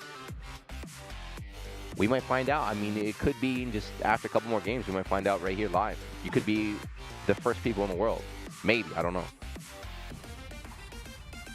But yeah, I guess what you're talking about right now, right? You're like, what would you give Paul? Yeah. I think that's the fun part, is thinking of like what they could do with that kind of system if they were going to expand upon it. I think it's interesting. Just give everybody EXDP. You know, Kuma's got one. Elijah, just give everybody like a Rage Drive that's the EXDP. A fast Rage Art. You hope Lars won't be trash anymore. There's always a Lars player. Always some Lars player crying about their character. That's a weird comment to make right now, too, where Lars is considered pretty solid right now. That's what happens, right? It's people that, like, it's not just Tekken. It's just, like, they read something, like, 8 years ago, and they still have that image in their head. It's like, did you even play this game? Yeah, that's a strange time to make that comment, I think. With it. There was Grand Blue. Maybe a skill-based issue, maybe. Grand Blue Beelzebub was, like, considered, like, bottom 1 or 2, and then it became, like, top 1 or 2. He went from, like, the worst character in the game to the best character in the game. So, like, you still see comments all the time. Like, man, why didn't they ever buff my boy Bugs? Like, he's number 1, man. Follow along. Yeah, as long as people complain about Paul nonstop, how come I never commentate Paul match? Where's Paul's tournament placings, right? I think he's just if I can play devil's advocate. He's a scrub killer. If I can play devil's advocate, need to pick Paul against Arsenal Nash in the last Tekken World Tour final. He did. Thank you, Nee.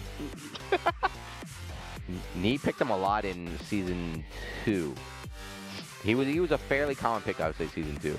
He's still mad strong. Every tier list has him like top 5, but it's like, I feel like there's no dedicated Paul players. It's just like everybody's got a Paul. Well, the thing is, with the way 7's trajectory is going, you're saying there's no dedicated Paul player.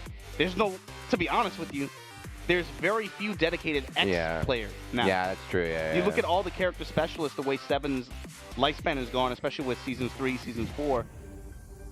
Especially now, I feel, you know, you see more and more players that are known for being specialists diversify, mostly dabbling into the DLC characters, right? Whether it be a Geese or an Akuma, or a Leroy, or a Fakaram, or a Lydia to back them up, or even in some cases Julia, or that roster of characters. They usually have at least one of those in their back pocket. I mean, you could just from watching like Topanga sets and stuff like that, it's kind of been eye-opening for that. Players that you naturally would associate with one character. I mean, like Rankshu won Tekken World Tour with Panda. You feel like you barely plays her anymore. Yeah. Running Julie. I feel like it's just like Tekken in general is more like, there's like KOF I feel like is that too, where it's like you learn the game. Meanwhile, like an anime game, like a Guilty Gear Blaze Week, you kind of learn the character. You really got to go deep with the character. This one, you kind of go deep in the game and the engine, and then once you have the neutral and the movement down, you kind of just swap around however you want. It's maybe a little bit more compact. I'd say like compared to like a KOF, right, where you have a player, I associate with them a selection of characters. Yeah. Right, and just like whoever is strongest at that time is just rotating in and out. But it was kind of I think it's been pretty interesting to see. And I say interesting in the same way, where I mean like, you know, it's open to interpretation. But you think about a player like Book, right, who you watched. I mean, you were there when he first came up with a big W, right, against Knee. It was Jin Paragon. He was using Jin, you know. Oh, Book Jin. Look at what Book is using now. Look at what he's playing now. It's not, you know. He runs Lydia, right? Lydia, Bach. I mean, play to win, man. Play one to Evo win. Japan, one Evo Japan with Leroy. You know, that's just the trend. That's just the way the game is kind of broken down. Can you tell me how to connect my keyboard to PlayStation 4? Just plug it in. Plug that bad boy in. Plug it in. Oh, here we go. We got an updated bracket right there. All right, so Gunta beat Darlin, so Indonesia out at 5th place, I believe. So good stuff to them. Gionta, last month's champion, unfortunately, didn't have the best run today. He ran into the boss. The Balchi, and that's what we're going to see next. It's going to be the Balchi from Korea against Gunta, the Geese player we saw before from Japan. So we'll get JP that Korea there. The loser matchup here. semis, The the winner. Balchi, I wonder who he plays. Got from Korea. I don't know. Oh, we did watch this match earlier, didn't we? Today? The Balchi? No, I don't think so. The Balchi DH. I didn't. I think this is a double Jeopardy match. Against Gunta? I believe so. Well, who did we see? We saw Lei, Eliza. No, we didn't see Debalchi. Come on, Debalchi. Bring out a Wild Boy character, too. He's going to play Fakaram. I know it. It's going to be Fakaram showing up. Fak or Lydia, would not be that strange with the current state of the game, but we'll see. Thanks to all you guys tuning in from all over the world, wherever you're watching from, hanging out with us for, again, the PlayStation Monthly Online Tournament Open Series here for Tekken 7 edition. The last day of February, right? Today's 28. Oh no, today's 26. We got a couple more days left. Still 2 or 3 more days left of that power up. Bobby's got the Hennessy ready to go. He's loaded up. You guys might see someone from Pakistan soon, just like Arslan. Yeah, I mean, you know, that was the big tale before Corona. It's just like, it's not just Arslan, right? There's tons of really, really strong Pakistani players. So hopefully we can get more of these dudes traveling out, playing Tekken too. I know they're hooked on KOF. I hope they'll come back to Tekken and everything. Yeah, I mean, you saw some travel out for CEO. You see Arslan, I think, is already registered for Texas Showdown. That should be a good one. Mm-hmm. They're learning, right? There's all sorts of skills. So we talk about net play tournaments. Net play tournaments are super valuable. You know, they're definitely going to help you, but there are also a lot of skills you can only get from playing offline. So that was the thing at CR, was like dealing with the crowd. Yeah, so like Farzine, right? Yeah. Like, super strong player, obviously, but when there's a Lucky Chloe player on the other side, there's a bunch of nasty, rowdy Americans who haven't brushed their teeth, yelling at the back, drunk of your neck. At 9 a.m. in the morning, right? They didn't sleep, screaming, wearing pajamas and everything. If you've never been in that kind of environment, it's very easy for you, even for someone who is exceptionally strong, right? You just get tilted. You're not used to that environment. You get tilted. You start, second guessing yourself. You start blaming. It's like, is the monitor lagging? Like, what's going on? It's like, no. You know that you are strong, and you're losing to someone that you perceive as not as strong as you, and then their success, all of that starts to play in your mind, you know? It's so fast. Before you know it, it's over, man. I missed that. I can't wait. What is the next big? Next is Combo Breaker or CEO? Combo. Next is Combo Breaker. CEO's in June. Evo is July, August. We got a couple big events. Hopefully we get a lot more international competition. That's what I've been missing the most. You know, of course I love offline play. I love the energy of the crowd, but the most attractive part to me is just the actual international matchups that yeah, we I mean, get to see. I'm hoping, you know, stuff calms down in shit in more places than one, in more ways than one. Hoping everything can calm down a little bit, get to where travel is with as few restrictions as possible, so we can see some of that. You know? Somebody says, "Is this a talk show or is this a tournament?" You want us to put a replay back on? You want to see the replay again? We could show you it again. Just run it from the top. Replay it up. Who said that? What's the name? That's my boy Randy Orton 619. Randy Orton 619. Hey, can we get one more replay, please? Can we replay one more time. One more time. Coming right up. Randy, this one's for you, big dog. Rewatch the whole match again. This one's for you. Just cause you had to say something. Look, he knows they're queuing it up right now. Just because you had to say something. They're calling in Gunther right now. Obama's throwing off the production. This is a new guy. He's new production. You're busting his balls. Oh, he's okay. He's all right. But yeah, to answer your question, this is a talk show. This is our podcast. We do it every week here. Brought to you by PlayStation 5. You can download right off the PlayStation Podcast tab. We'll chat it up. But first, ad time. All right, here comes the replay, I think. Are we actually getting a replay? Yeah, we're getting a replay. Randy, this one's for you, big dog. Here you go, Randy. Just because you asked for it. You said you wanted to see gameplay. You got it. You got it. You got the replay you want. The girls are going right now. Xiaoyu Kunimitsu. Next time you want to make a smart comment like that, go ahead and delete your Twitch account real quick, big dog. Not your PlayStation account, though. Keep that. Keep the PSN. What are the free PlayStation games this month? I got to check it out. Oh, we don't have time. It looks like we've got the Bocce. Oh, he's Korean, so of course he plays Hwarang, right? We talk about how like each region, Philippine players all got a Shaheen or something like that. Every Korean's got a Hwarang ready to go.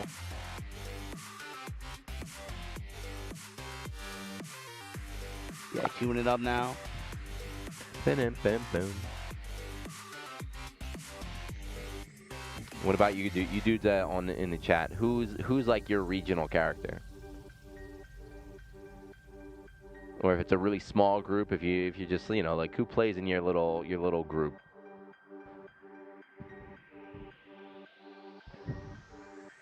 Wow. So hopping into this, the question is, Dabashi, does he have other characters, or is it gonna be this Hwarang Geese matchup? You have to think. Given the players that Gunther plays with, I would assume that he has a very good matchup experience against this character, but I said that last month, and he got wiggity washed in grand finals twice by an Eliza player. So I'm gonna err on the side of caution and not say anything. Hwarang it is. I'm locked in. And he's a fan of Summer Lesson? Okay. Summer Lesson, those are the original VTubers right there. Wall is stage here, Infinite Desire. This is pretty good too for Geese, right? He doesn't get that crazy wall damage, but he still has a lot of like big meterless combos mid-screen with all that carry. I mean, the thing is, the wall with Geese, with the way his combo structure changed in Season 3, he doesn't really lose that much. You know, he still has that explosive damage potential with it, obviously, but his routing in open stages like this is not huge, like super problematic. Ripuken. It gives him a little bit more room to try to navigate around what the Bocce is going to be doing out of, flamingo stances or right before, left before, etc.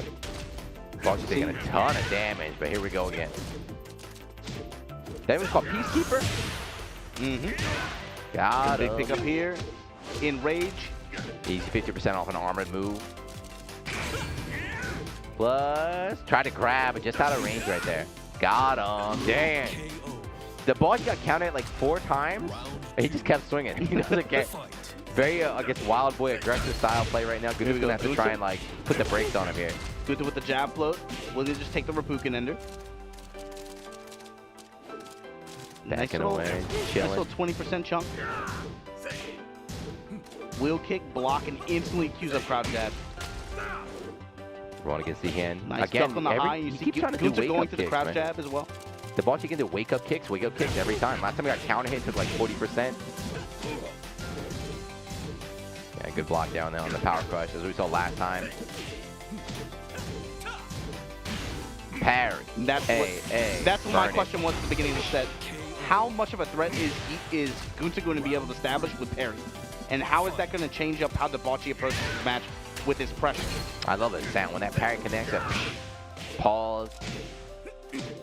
Low starting add up for both players here. He's ready for that duck now. He got opened up by once, but holding down and pressing jab. Get on. 1+2 throw broken. Swinging with EN here. Gunta with some good defensive maneuvers here. Trying to interrupt with again the long legs, just catch him right now. Yeah, gets clipped, but he's trying the right thing, you know. Power crush, nice dog. Yeah, we're going to the power crush a bit too much. Good anticipation there. Touch the sky. Front shoulder. Big damage with the run through. 2 bars built now for Gunta. Yeah. And then just jabs and down for 1 to close out. Debauchee now feels like the tempo's kind of swinging over to Gunta's side. 2 bars to work with. Big sweep there. Establish an early life lead. Gunta had been overall pretty good since that first time he got clipped. Heck trap, but Gunta able to block in time. Spin that time, yeah, block the sweep that time. So yeah, Gunta not gonna let that drop, getting the full punish here. Got rage, extra damage, got 2 bars. He's not gonna spend though. He's gonna try to save up for 3, right? Or try to build a lead here. If he gets a position where he can clock out and get the dub, he'll do it. But he wants to save the goal. Woo! Confirm. Got the touch. Cue it up in the max mode. Nice, King nice. of fighters. Yeah, we got it. This Ender does a chunk of damage here. That is Geese, right? Tekken's a very, very high damage game, but even in the high damage game, Geese is 1 step above the rest. He's one of the highest damage characters out of the entire cast. Especially when you land those hard combos like Gunta does. Yeah, you know, I mean, we talked about it before, right? The fact that he won that 3rd round, goes into round 4, 2.5 bars built already. He had, what, an early deficit, but just being able to just move around, he gets 2 good whiff punishes. After that, once he got that 3rd touch like that, burn it on max. You know, just go right in, burn the meter, take the dub. Debauchee very, very aggressive early on, so you saw Gunta adapt like mid-set too. He's like, all right, this guy's a nut. He's just taking a lot of risks right now, so a lot of ducks on the high strings, ready with the punishes, right, blocking the sweeps and everything. So Debauchee, I don't know. You got to either mix it up a little bit or reel it back in. Otherwise, he's just kind of hanging himself out here. Yeah, he had really good responses to pretty much most of the kinds of pressure that Debauchee was trying to go for.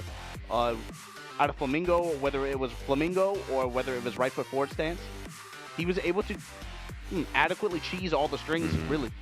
He only got clipped by the 4x4, I think, 1 time? Twice, right? Yeah. But I think the second time might have been on an accident, like maybe he inputted too quickly or too slow, but you saw him going to the duck on the non-jailing highs like that pretty often. Which has got to be a good, I think that's a troubling sign of your Debauchee, right? You get like, man, I have to really change up my pressure. Yeah, he knows what I'm doing, right?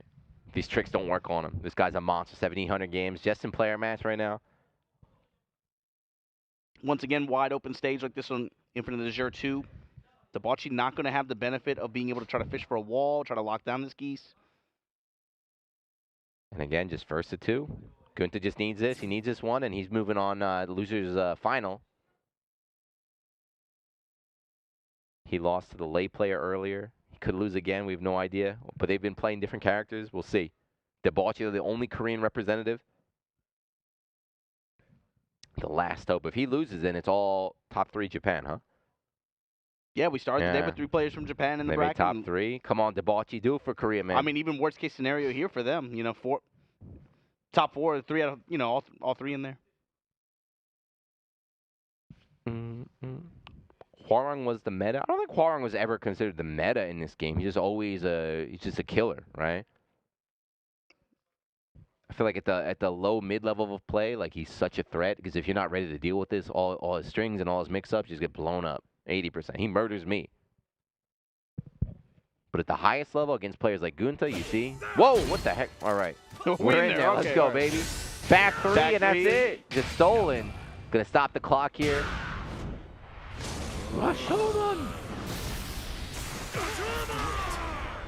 Damn, Geese is so cool. Round They messed up.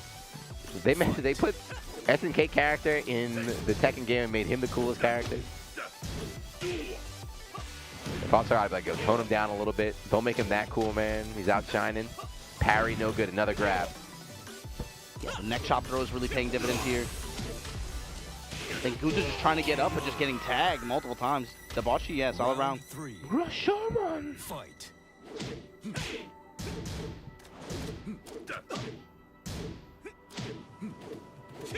Okay, Which the are really Debauchee's toning just- it down a little bit now. You see he's playing a bit different from the first game. Just chilling. Nice! Okay. He was fishing for that a lot in the last game. Just a preemptive uppercut. But he's doing it a bit too early. Now he just hesitated a little bit. Let Gunta dash into it. I like that too. Block on the low, comes up with the while standing 4. Backdash, pause for a moment. Then try to get the mid touch there. Looking to try to get an activation and be able to close out the round like that. Run up On grab Gunta's from side. Gunta. Did he expect him to stay down? I have no idea, but sweet. Opened up by Sweep. Plus, right now. Back 3, spends it to make it safe. Yeah, nice block. Oh, he tried going for the armor right there, but got interrupted. Round The 4. jabs are out there from Debauchee's fighting back. Just a bit too far. Gonna get the pick up off that.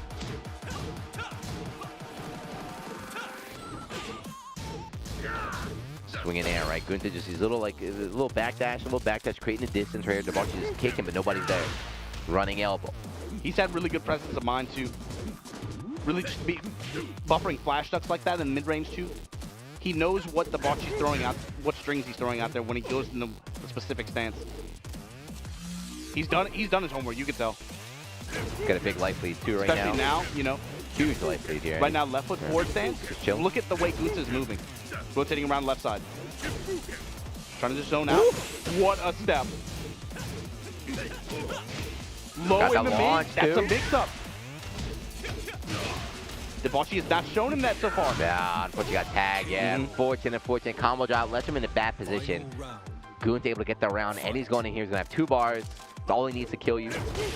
Debauchee, I'm thinking he has to swarm, right? You don't want to give Gunta the opportunity to get a whiff punish here. He has the meter to wear any back 3, any mid touch. You know he's looking for the back 3. Yeah, he dropped those confirms earlier, but recently been tightening it up. Maybe getting more used to the timing right now. Parry whiff, and ready with a nice punish. Beautiful. No! Oh! He got the big launch. That was a great play, but he dropped the combo. Trade on the get-up kick. Going to get another combo here. It's going to be about even on health. Wow! Call it another combo drop, though. But damn. The Korean resets left and right. Dropping combos all over the place, but keeping the pressure going. Something good about Warong, you know, his offense, he can always just keep going, keep swinging right there, so he's not deterred. A little bit of slop there at the end, but you know, that's the scramble fighting game, especially in tournaments. A lot of these situations you're not ready for, so whoever can react fast or whoever can like adapt one-to-one. Defensively, the character does have like have gaps, and you really recognize that if you put the time in training mode against him, right? But even with that, Yep. it takes a very high level of concentration, I think, to really have like strong presence of mind against him defensively. Just because, to be honest with you, a lot of those, a lot of the moves just kind of look the same too. You know, if you're not super concentrated on certain visual cues, it can be really difficult, I think, sometimes. Everyone always talks about that. People love doing it. Now that everyone has Twitter, everyone always loves, like, hey, look at this clip of me in training mode, punishing all the options. It's like, okay, now let's see it in a match. Like, when there's actually, like, pressure on it. When they're doing other stuff, too, you're adding even more mental stack onto there. Everybody gets caught. People still get by Snake Edge, you know? That's you still, definitely tournaments where you see people get tagged by Snake Edge. You're like, come on, man. On paper, you're supposed to be able to tech every throw, right? Every throw, you're supposed to be able to tag. You should be able to react to everything, but that's not how we're human at the end of the day. I'm not, though. I'm built different, but let's see. We're going to wall stage now. Okay, it's a wall stage, but this one's quite wide, so not as much of a brawl as we saw in Jungle Outpost or Soak or something, but a bit different from the last two. Yeah, and the thing with the wall, though, is what if the other guy gets it? You know, what if the other guy gets to touch in neutral and it becomes a boon for him, you know? It's going to limit your mobility, your ability to just kind of back up endlessly, right? But the thing is, this character, Geese, Ooh, not especially if you're going to open up the round with a counter hit launcher like not this. how you want to get started, right at the wall. Dropped the combo at the end, didn't get the little extra damage at the end, but got the positioning. Yeah, but then just off that exchange, right? Minus 50%. Still at the wall. Still at the wall. Someone said worst map, boy. You call this a map? What are you? Worst map? Worst map? Are these your favorite Yo, Gina, champions? who's your champion? Yeah, who's your favorite what champions right what now? champion you like him to get? Round 1 there going to Gunther. Build up. Who did Gunther ban? He got 1 whole bar of mana down there on the bottom left. What were the ban picks? I don't know. This Yo, man. Debauchee is jungling right now. Holy shit. Rip Pookie. My man running the top lane. Nice crush. Another one. Just kind of stealing that wake-up kick from Gunther and also getting a plus range if he blocks. What a Chicken. mid-touch interception. Jump back, just to be able to get the... Yeah, retain the wall here. Try going for a little tech trap right there. Couldn't quite get it, though. Weird angle. Aye, and there's the confirm. Yeah, He just ain't outside of dead, though. rage. Yeah. Not going to be able to get a firm kill or anything here, but he is going to get just short of the wall. Wow. He's just staying down. Lows, lows, lows. Yeah, it's not, when you're in that position, it's so hard. Down for 1 or low, down for 1 or low. Yeah, you what's saw gonna Debauchee be. kind of just holding back, too, right? You don't know what you're going to do. It's just terrifying. It's almost like a checkmate. You're screwed either way, it feels like. Man, Debauchee put up a good fight. Just can't close out the round. So here, you know, Gunther up 2-0 here. Yeah, but this one's going his way so far. Uh-oh. But in Good worse done. position. Light punish That's there a from Gunther, but punish. here we go. 2 bars built. On deck, in rage. He spent it? Okay. Last hit chunk. Oh my god. My man was just like, Oh, that's just his back four at the end. whatever, man. Big launch, whatever, just screw it. Whip punish. Yeah, all the time to confirm that. The wall we go. Nice Gunther combo. Wow, spacing out the jabs to get the maximum amount of carry here. Look at that. Same situation, double rep, just a bit clock out on the damage. 60%. What a duck jab. Checking the lows? Yeah. No. Debauchee is your last chance, man. 1-1-2. Wheel kick, wheel kick. Down 3, applying pressure here. Gets the touch, burning on Matt. And then, And runs up, gets his low touch. Gunther punches his ticket for loser's final. Okay, he's coming back. You know, he's coming back. We talked about Gunther. It's a monthly fixture here. Very, very strong player, but he went down to lose a bit early this time, but he's fighting his way back, making top 3 now. This is not double jeopardy, right? Is it? I think it is. He lost to Toshi? Yeah, he did. He lost to Toshi earlier. So he lost 2-0. So this is going to be a run back. We didn't get to see this match. But Another it is a double run back. jeopardy match, yeah. So this for losers, 1st to 2. The winner of that going to go to grand finals to fight That Rancorn. makes me wonder, who do you think Toshi played? I don't know. You know, we saw Toshi lay. We know he's got a lay, but then he also switched to Kuni. To Kuni there. Yeah, she switched to Kuni. Oh, female gamer. Let's get it. She's in the Joshi boo, right? I think he's just a fan. I could just I could put that on my thing. Oh, you're right. in the game. You're right. You're right. Don't be assuming. I don't Don't assume be right now. Don't be assuming right now. Yeah, I guess I'm also a fan. So there you go. But so they're gonna get queued up there. I'm sure we'll see a little bit of a replay. But again, the we keep talking about prize money, but from this point on, it's $100. So like the prize money goes up a little bit. So 3rd place is 200, 2nd place 300, 1st place 400. So $100 money matches, man. Back to back. 1st to 2, just 1st to 2, right? It's got to be the 1st to 2, extra $100. 1st to $200. Godlike. But hopefully we can get the match soon. We don't know. Last month's champion, Jonsa, already eliminated, so we're going to get a new champion this month. 2 months ago, was it Gunther? I want to say someone else beat him then, too. We did it in November. I want to say he got like 2nd place then, too. Yeah, I don't know. This could be his big win, his big chance right there. But once again, if you guys like this, or your first time joining us, wherever you are around the world, you know, check it out in your region. I know some other. Who's doing the Tekken? They got Rip out there. Who's doing it in America? St. Cole, he's on Tekken now. I know Europe. I know a lot of European commentators stepped up thanks to Tekken World Tour, like scouting talent out there. Europe, yeah, they're killing out there. Yeah. They, I mean, to be honest with you, I not to like gas anybody up or give, you know, I'm not trying to stroke, but like, I feel like Tekken in particular probably is the game that has I think the best, but the commentary level I think is the highest. Yeah, I I think. think Out of fighting games, people- it's the highest bar. People have been saying that for years now. For years, and I yeah. think it's because the commentators, not us, the commentators are most of the guys are OG players. They're players, yeah. Like top players. So charismatic, they know how to talk, and they really understand the game, right? So that's why you get that super high level commentary. Every time I watch Tekken, and I watch the Tekken commentators talk, I always learn tons of stuff just from hearing them. Oh, this is what we saw last time too. Let's go. It didn't work though. He picked Feng last time and got washed. I remember that. But yeah, Toshi, maybe he lost. Maybe Gunta lost Geese Lei in the winner side. So like, all right, let me try Feng. But to be fair, this is probably a good stage for this pick. The Mishima building. Close counter walls. Do you have a wall break? Because you know what Gunta's really looking for. He just wants to throw those shoulders back. Throw those shoulders back. Ideally, he's in rage. He has access to rage drive. Be able to get some back turn pressure, you know. Randy Orton's back in the chat. And headbutt. Low Randy. touch. Denied. Toshi just does what? Down forward 3 after? Oh, get That's off the me, pose? Lee. Back one Jesus palm, and then headbutt. Guaranteed stomp after that. Okay. Eating some down forwards here, but Nice. nice duck on the Tiger 2-2. He's going to get the wall. He's going to get the dub. That is definitely, I feel like that's like the highest. In Guilty Gear, it's like your air throw. If you can air throw really well, you're like, that's a vet. In this game, if you can punish with delayed hop kick like that, like duck a high and then jumping punish, it's like, all right, this guy's a beast. He's been training. That's a really strong, I think, thing to put in the head of the lay player, too, because Tiger stance is one of those stances that you have easy access to easy 50-50, right? And both options are, you know, kind of damaging. So if you're able to look at the lay player and be like, yo, your Tiger stance, not going to work on me. Like, you better be betting low. You better be betting low, and you know if I call it out, you're going to pay for it.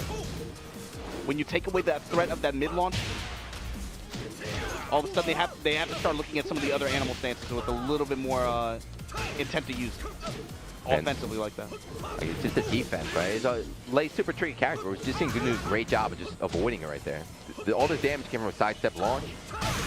And again, not your turn. Yeah. Not your turn. The palm's already out. And honestly, it's not even like every time he's cheesing every string. Sometimes he just block.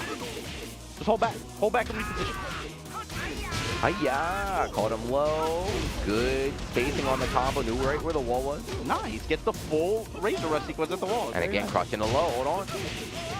Weird angle. They're going to save him, prevent a lot of damage. But Gunda just switching up. Instead of going for the combo, just keeps the Oki going. Back turn sweep. Down 4-4. He let the whole thing rip. Yeah, Gunda tried getting tricky right there with some back turn gimmicks from Feng. But no, Tochi's just swinging. Interrupting him. Not letting it started.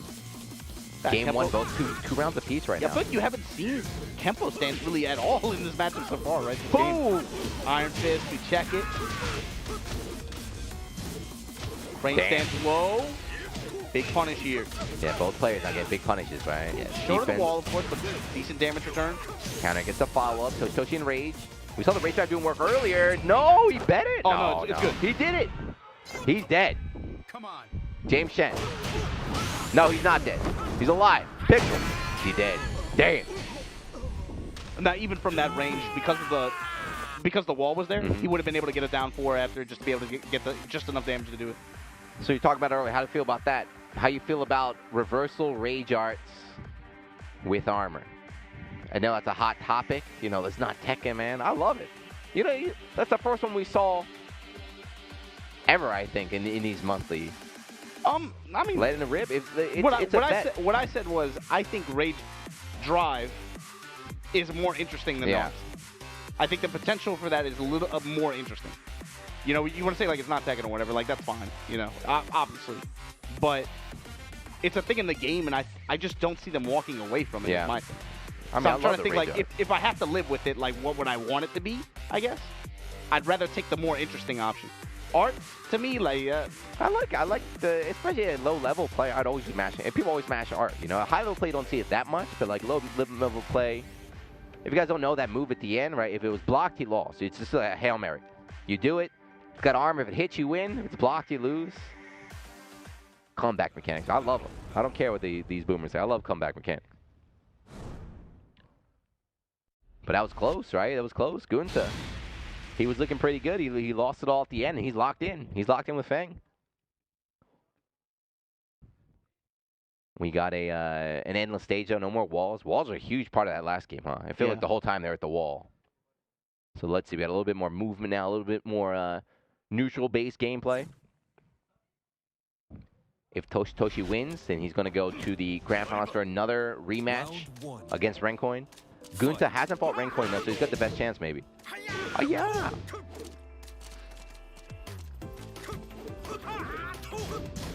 Kempo Sanson enough. Still curious, you know, I wish Gunta was here so we could talk to him and ask, like, why the Feng pick? I feel like he did it last month, too. It didn't work out. Is he just not comfortable? Is Yeast not a good character against Lei? Yeah, I'm not sure either. Maybe he just wants more built-in movement, like what Feng offers. But he might be trying to prove a point. Who knows? You know, he lost last month to this matchup. He's like, I'm doing it again. Screw it. It's hard to say either way.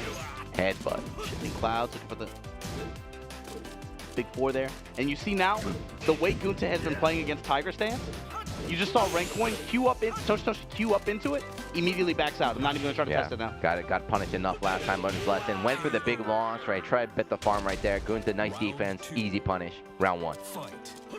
Yeah, denying the Panther 50-50 there. Iron Fist. Throw them shoulders back. Let it rip.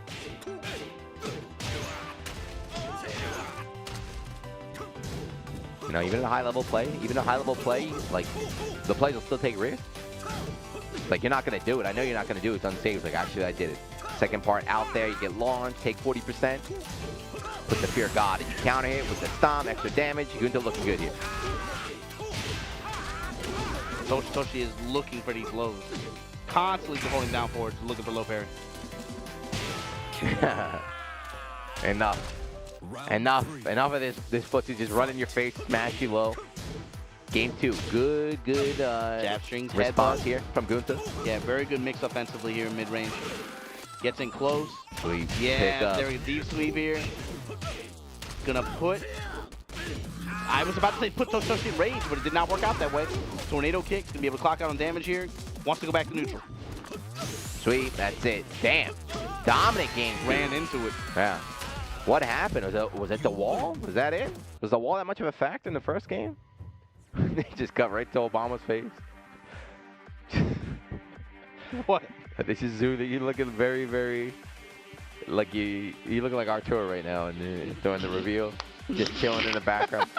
They just cut straight to your face. I don't know what they, but yeah, I don't know what happened. Endless stage and just Gunta, they looked super free game 2. So right now, of course, Toshi, we saw him switching earlier to Kuni. We're going to see Cactus switch again. I don't know. He won the first game.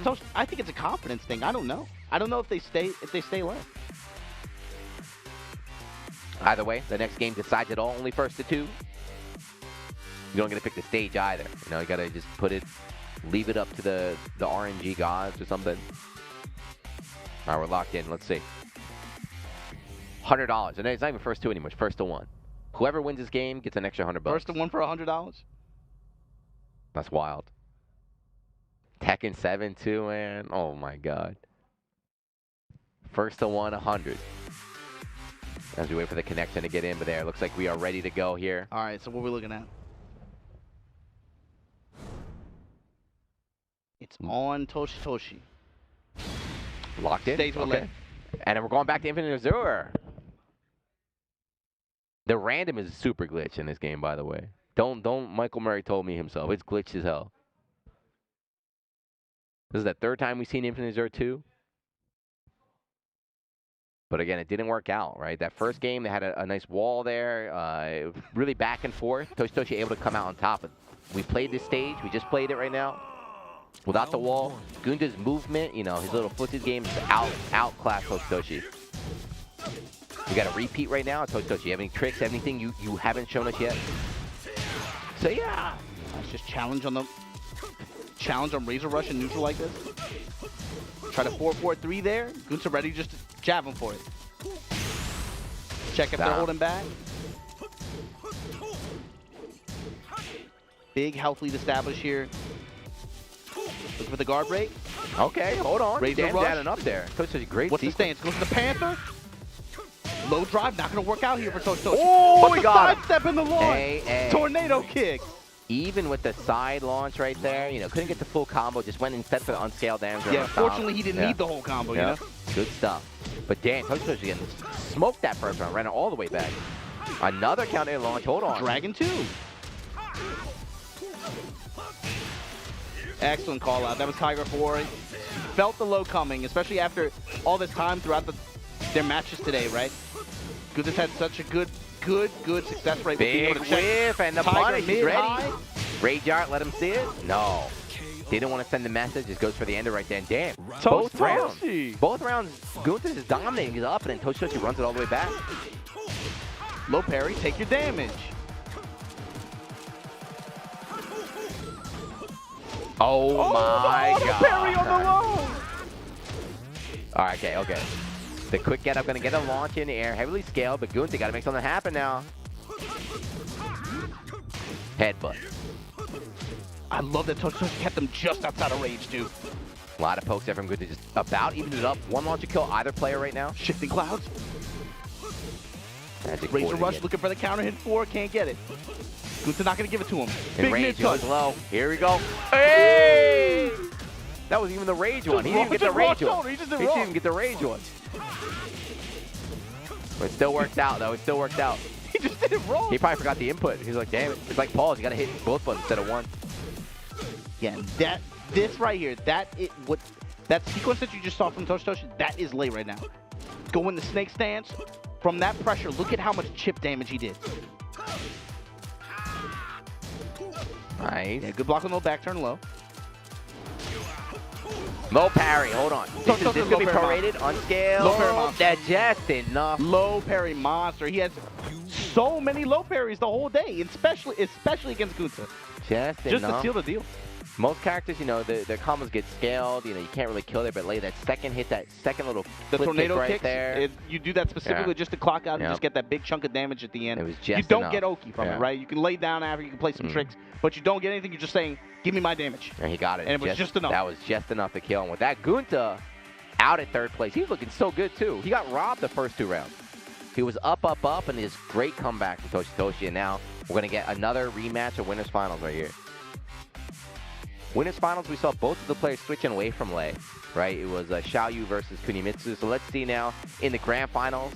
I wonder if they run it back the same way, or it's Lei Mirror. I'm calling it Lei Mirror. At least the first set.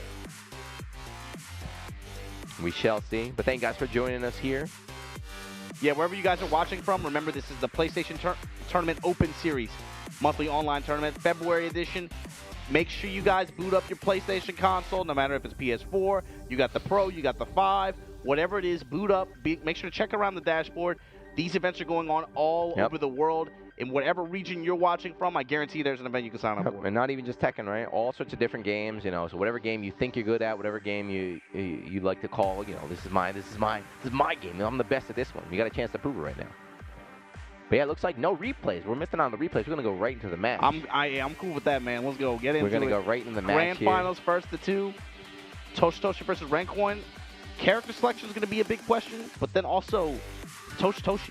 After that win in losers final, what's the confidence levels looking like? Because Rancoin in winner's side, that was a decisive victory. Yeah, right? but I mean, he won losers finals with Lei. You got to be confident with Lei. Just don't try and dodge the matchup. Just play it. Just get in there. It's kind of a tell too if you know your opponent switched to his all. He doesn't want to play the matchup either. So let's see. Yeah, that's true. That's true. I didn't even think about it that way. All right, so Toshi believes, and look at this. Out of nowhere, we got a Raw Josie pick. My man Rancoin he's got every female character in the game under his belt. So Rancoin showing us what? Lei, Josie, Xiaoyu. I think my man got an Eliza in there too somewhere. But Toshi said, enough of this, enough of the picking these alt characters. I'm sticking with my tried and true Lei. To be fair, Rancoin is the one with winner's side advantage and had pretty solid control when they played on winner's side. Round 1. Boom. So I want to look at how Rancoin approaches this, how he pressures. Damn. Counter hit launch, and here we go. Of course, Josie got at the wall. Because Josie's another character who, in the most recent version of the game, needle shot there for the plus range. She got some very nice quality of life changes as well. Definitely had a big glow up. Joey's been a pretty strong character. Easy to play, you know, very, very strong, but not super common, I would say. Try going in a little stance right there, but nice interrupt from Toshi. Yeah. Oh, launch. Homing attack, able to Do you have catch optimal steps, combo? Sidestep, gets the uppercut. Ooh! Got the kill anyway. Now he's blocked there at the end to close it out. That was rough. He could have killed him in the last combo. Wasn't sure how close he was to the wall. Instead, just took the damage he could get, put in good position, and nice defense at the end to close it out. That's one of the issues with Lei too, just with the way his combo routing is. You have to be able to have very good stage awareness and where you are in relation to the walls and what kind of splat you're looking for, how to clock out damage based on what kind of splat. Okay. It's not as easy as some other characters, but hey, you go quick, just take the damage. I want the wall pressure after. Razor Rush goes mid. Time just puts the brakes on it, just wants more pressure. Mid, mid, mid. All mids, all mids. Mid dispenser, but it adds up. Oh, big whiff. Yeah, even with the delay, he was like, oh man, there's a big whiff. I'm too late to launch. Let me just jab anyway. Still was able to make it in time. 2-0 right here for Toshi. Trying to reset the bracket. Stands, going forward with the elbow. Plus frames, keeping her turn. And you see Toshi not even really trying to challenge anymore. Just willing to just hold back, just block. Good punish and the pickup right there. Damn! Crowd dash launch right here. A little bit of overkill. Yeah, that button is cheating. Just like has the subtle, very subtle tracking to it. Nice side step, down for 2 launch. Chunk of damage, quick 50% there from Toshi. He's backing away, got the life, but he was chilling. Yeah, you see him tempting him there. Feinting on a switch stance. Butterfly Ooh, the edge, butterfly right? edge, That move got nerfed, but still super strong. Just outside of rage here. Big step in low. Plus, Drop my bones turn on him goes and to gets the mid touch. Very, very bringing it aggressive back. play from Rencoin. Yeah, Toshi just defense, defense, defense, but you got to fight back eventually, man. Counter hit. Went for a third one right there, but nice enough from Toshi. Both players about dead even on life.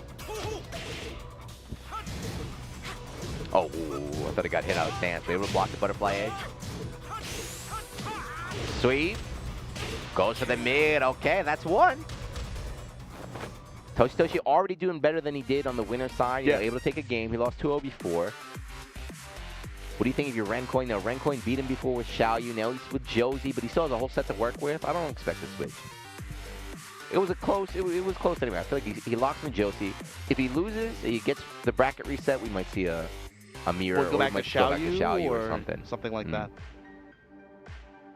But Toshi win with defense, huh? He's not a very aggro player. He's kind of chilling, picking his points, getting the counter at launches. Yeah, he's very good patience as well. Just, I mean, you can tell he's been doing it all day in his sets. Is getting a very good sense for when his opponent likes to panic, do something, or likes to swing with some desperation. He's very good at sniffing that out.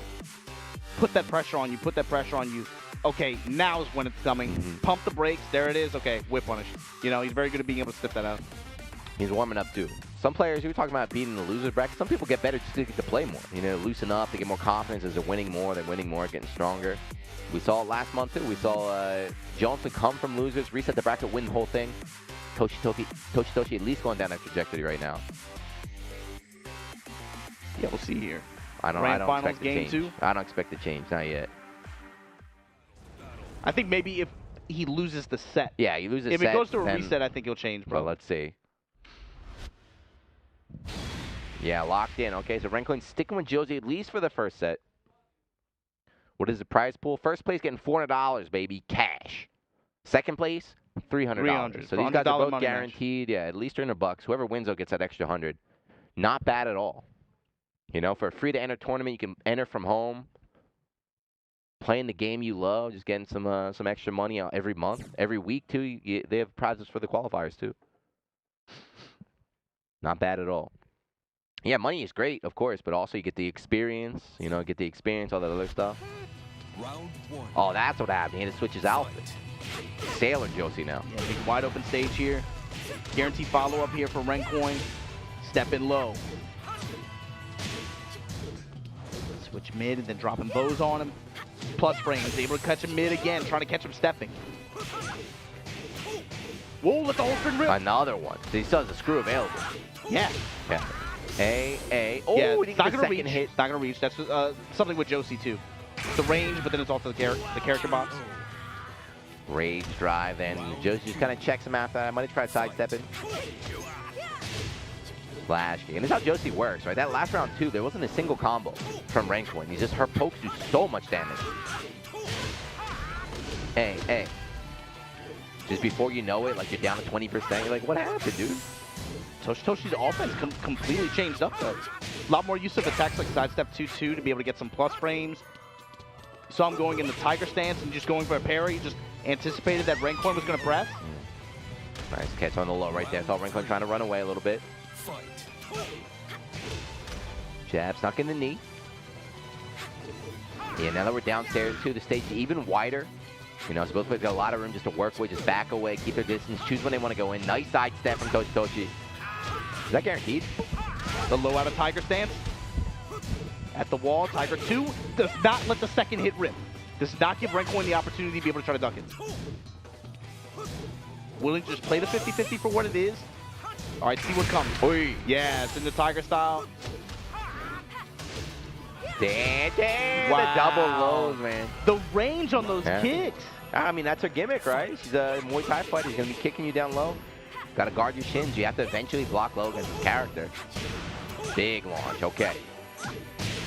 Yeah, reward going to be the wall. Never mind. I was like just short of the wall. With the somersault rip.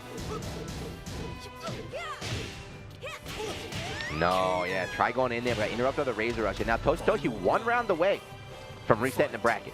I like the battle of wills too, because rank 1 plays late. He knows, he knows what Toshi is looking for with those Razor Rushes. He's never giving up the mid hit, but you know he's buffering it in against the low ender as well. Nice pick up there, off the elbow. Okay, try to go for a big launch. Oh my God, that's a hard conversion. Yeah, unfortunately, it looked like a lot of damage. That could have been the round even, maybe. I can't believe he bet on that. Oh no, counter hit, but didn't expect it. Blocking the 4-1. There it is. Step in low. The slash kick is coming eventually. The last, like, 45 seconds of that match, there were so many decisions made on both sides. Like, that, man, that was crazy. But you see it, that's like Josie's staple move, right? That slash, that running low shin kick does so much damage. You just have to... You can take a ton of damage there. Eventually, you just got to commit, just duck low, and that's when she's going to launch you after that. But very end, 1-1. Rank 1 staying in it. Doesn't want the bracket reset. Wants to close it out. Get the $400 and go home. He's already home, actually. But get the $400 and chill.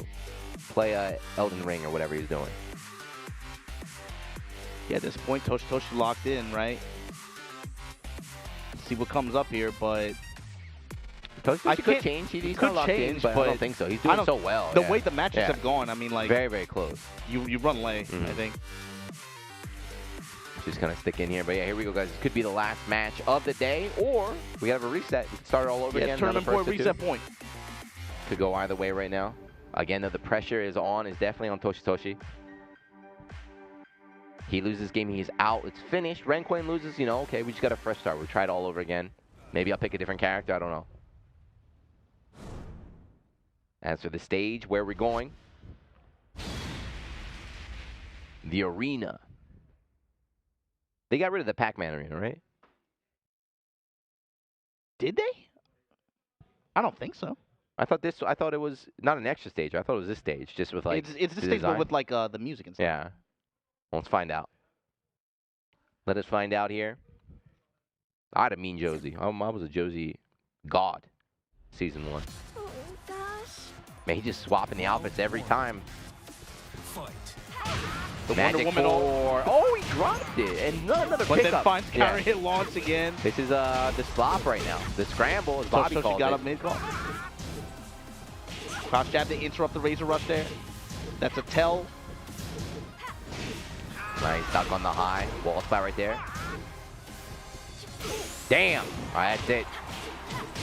Yeah, Josie down for 2. Really, really good move. This is kind of what I was talking about earlier. It's like when you have 2 competent late players like this, you see like they're not really giving up a lot of the shenanigans to each other.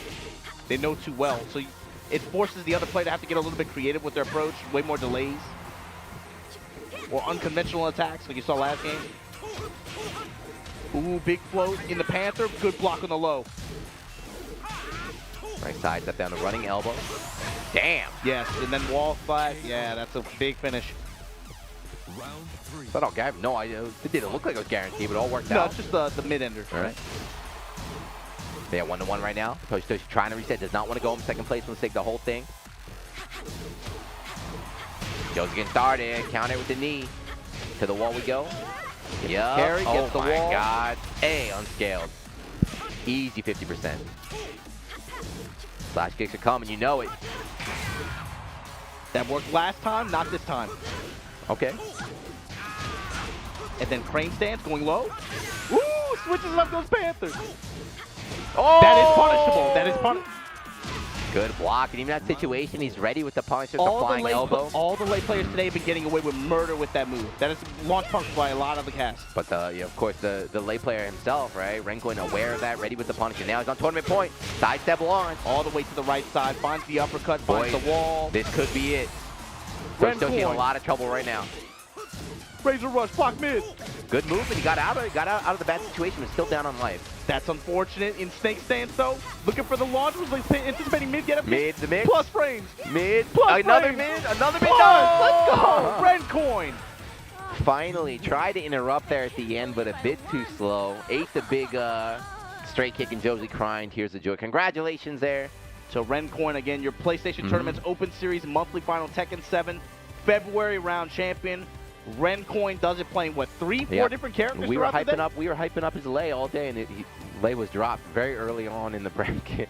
He moved, swapped over to all his waifu characters, and he took the whole thing. But maybe, you know, you said drop him early in the bracket. I don't think you don't drop the knowledge of the keep character, knowledge, right? Especially when you're going up against other late players like that.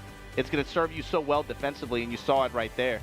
Yeah, it's something, not just Tekken, any fighting game, you know, it's always helpful to play a variety of the cast, even if just to get like a bare understanding, because then when you fight against them, you know what to do, you know what to look out for. We saw a lot of punishes, like you're saying, that other players were messing up. They weren't doing properly, but every time, because he's aware of Lei, he's aware of the gimmicks, aware of what's safe, what's not safe, he was ready every time. Or aware of what's a mix-up, what isn't, Yeah. you know, and what's guaranteed, what isn't. But yeah, congratulations, $400, man. I'm not coming back next month. Yeah, I'm entering next month. I mean, good stuff to Rank Coin for coming away with the dub. Good stuff to Toshi Toshi for making it as deep as they made it. You know, $300 takeaway. Second place, unfortunately. You know, so close, but yet so far away. Gunther, if you're watching, I know you're salty too, man. Better luck. I know we're going to see him again next month. I know Gunther's coming back. He's getting close every time. He just can't seal the deal. Certain as the sun rising in the east. I'm sure Gunther will be here in March. Hopefully you guys will as well, right? Next month we're going to be doing this again. We've been doing it for 2-3 months, the part of the season here. So make sure you guys follow this channel, right? Stay tuned. And PlayStation, of course you got to follow that. Most importantly, if you watch this and you say, man, I can take that guy. I'm better than that guy. Prove it. Boot up that PlayStation 4. Boot up that Pro. I know you don't got a. I don't know you. I know you don't. If you chances are if you're talking shit in the chat, I know you don't have a 5 yet. You know, they got but the plug. They got the sneakers app, man. But boot it up. Check out the dashboard and enter. Yep. You know, these go on all over the world. Check your dashboard. Check out where these are happening and when they are happening in your region. And furthermore, if you don't even play Tekken 7, let's say you play some other title. They're running these for all kinds of games. So just do some sniffing around on your dashboard and shit, boot up. Yeah, and if not, we'll you know, write in the chat right now. Or if you're watching on the YouTube, what games do you want to say? Or what games do you want to see on this, right? It's on PlayStation. They can run a tournament for it. What games you guys like? What do you want? I've been enjoying King of Fighters recently. It'd be cool to see that happening out here. We could do KOF. We could do Elden Ring PvP. Let's do it. Elden Ring, open world, horse races like RTA.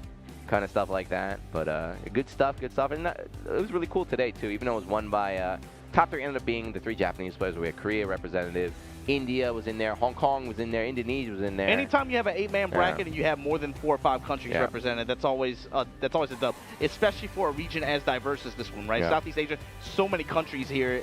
You don't always get to see them all get that shine though. So it's really cool that this kind of event we get to see kind of spotlight shown on players from a variety of countries. You know, it's not just about Japan, just Korea or whatever, right? You know, you have all these countries represented like this in the same man bracket.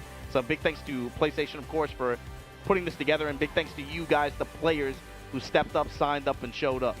Yeah, I remember back in the day, like, well, I'm talking way back in the day, NetPlay always had like it was a bit like taboo, like only bad players play on NetPlay. Like good players only play offline, but that's definitely changed. There are killers now online. So like winning this tournament, That's a win. This is a big tournament. You know, congrats again to Rencoin. Put this on your resume. Put it on your esports player profile. That's a big dub. Especially now in these times, right? Yeah. So, yeah, we'll look forward to seeing you guys boot up, whether it's in Europe, America, wherever. Make sure you guys check it out on your dashboard. Stay tuned. There's lots of different games for you to be able to compete in as well. And the prize pools, too, you know? The chat says they want the BB tag. I'm down. They go roll back now. We can get the BB tag. Obama, I know you learned that game. I mean, dude, it's one of the best. I mean, you can commentate that. It's not that hard. It's some very high-level gameplay. I'm sure you can expect that with BB tag. I don't know if I'm the man for the job. I know you love the game. I'm in there. You're one of the best. I can enter the cast. One of the I'm all-time an Evo commentator, top 8, 2 times. Very impressive. Very impressive. That is my stuff. But yeah, guys, we're waiting here. Nothing else. I'm sorry. I didn't promise you an announcement. I said there might be an announcement. I'm looking at production. I don't see any. Hold on. They're looking at they're watching the door. Oh, he plugged in a, hold on. Well, he just plugged in a zip file. It might have the video on it. It says top secret. It says top secret. What's that door right there? Oh, that's the bathroom. My bad. That's the bathroom. All right. Maybe next month, guys. Maybe tune in next month, because I think next month is the final one for this season. But with that, guys, could be a big reveal. We'll see you guys in March for the final round of this season. Everybody take care. Yep. Catch you guys next time. See you.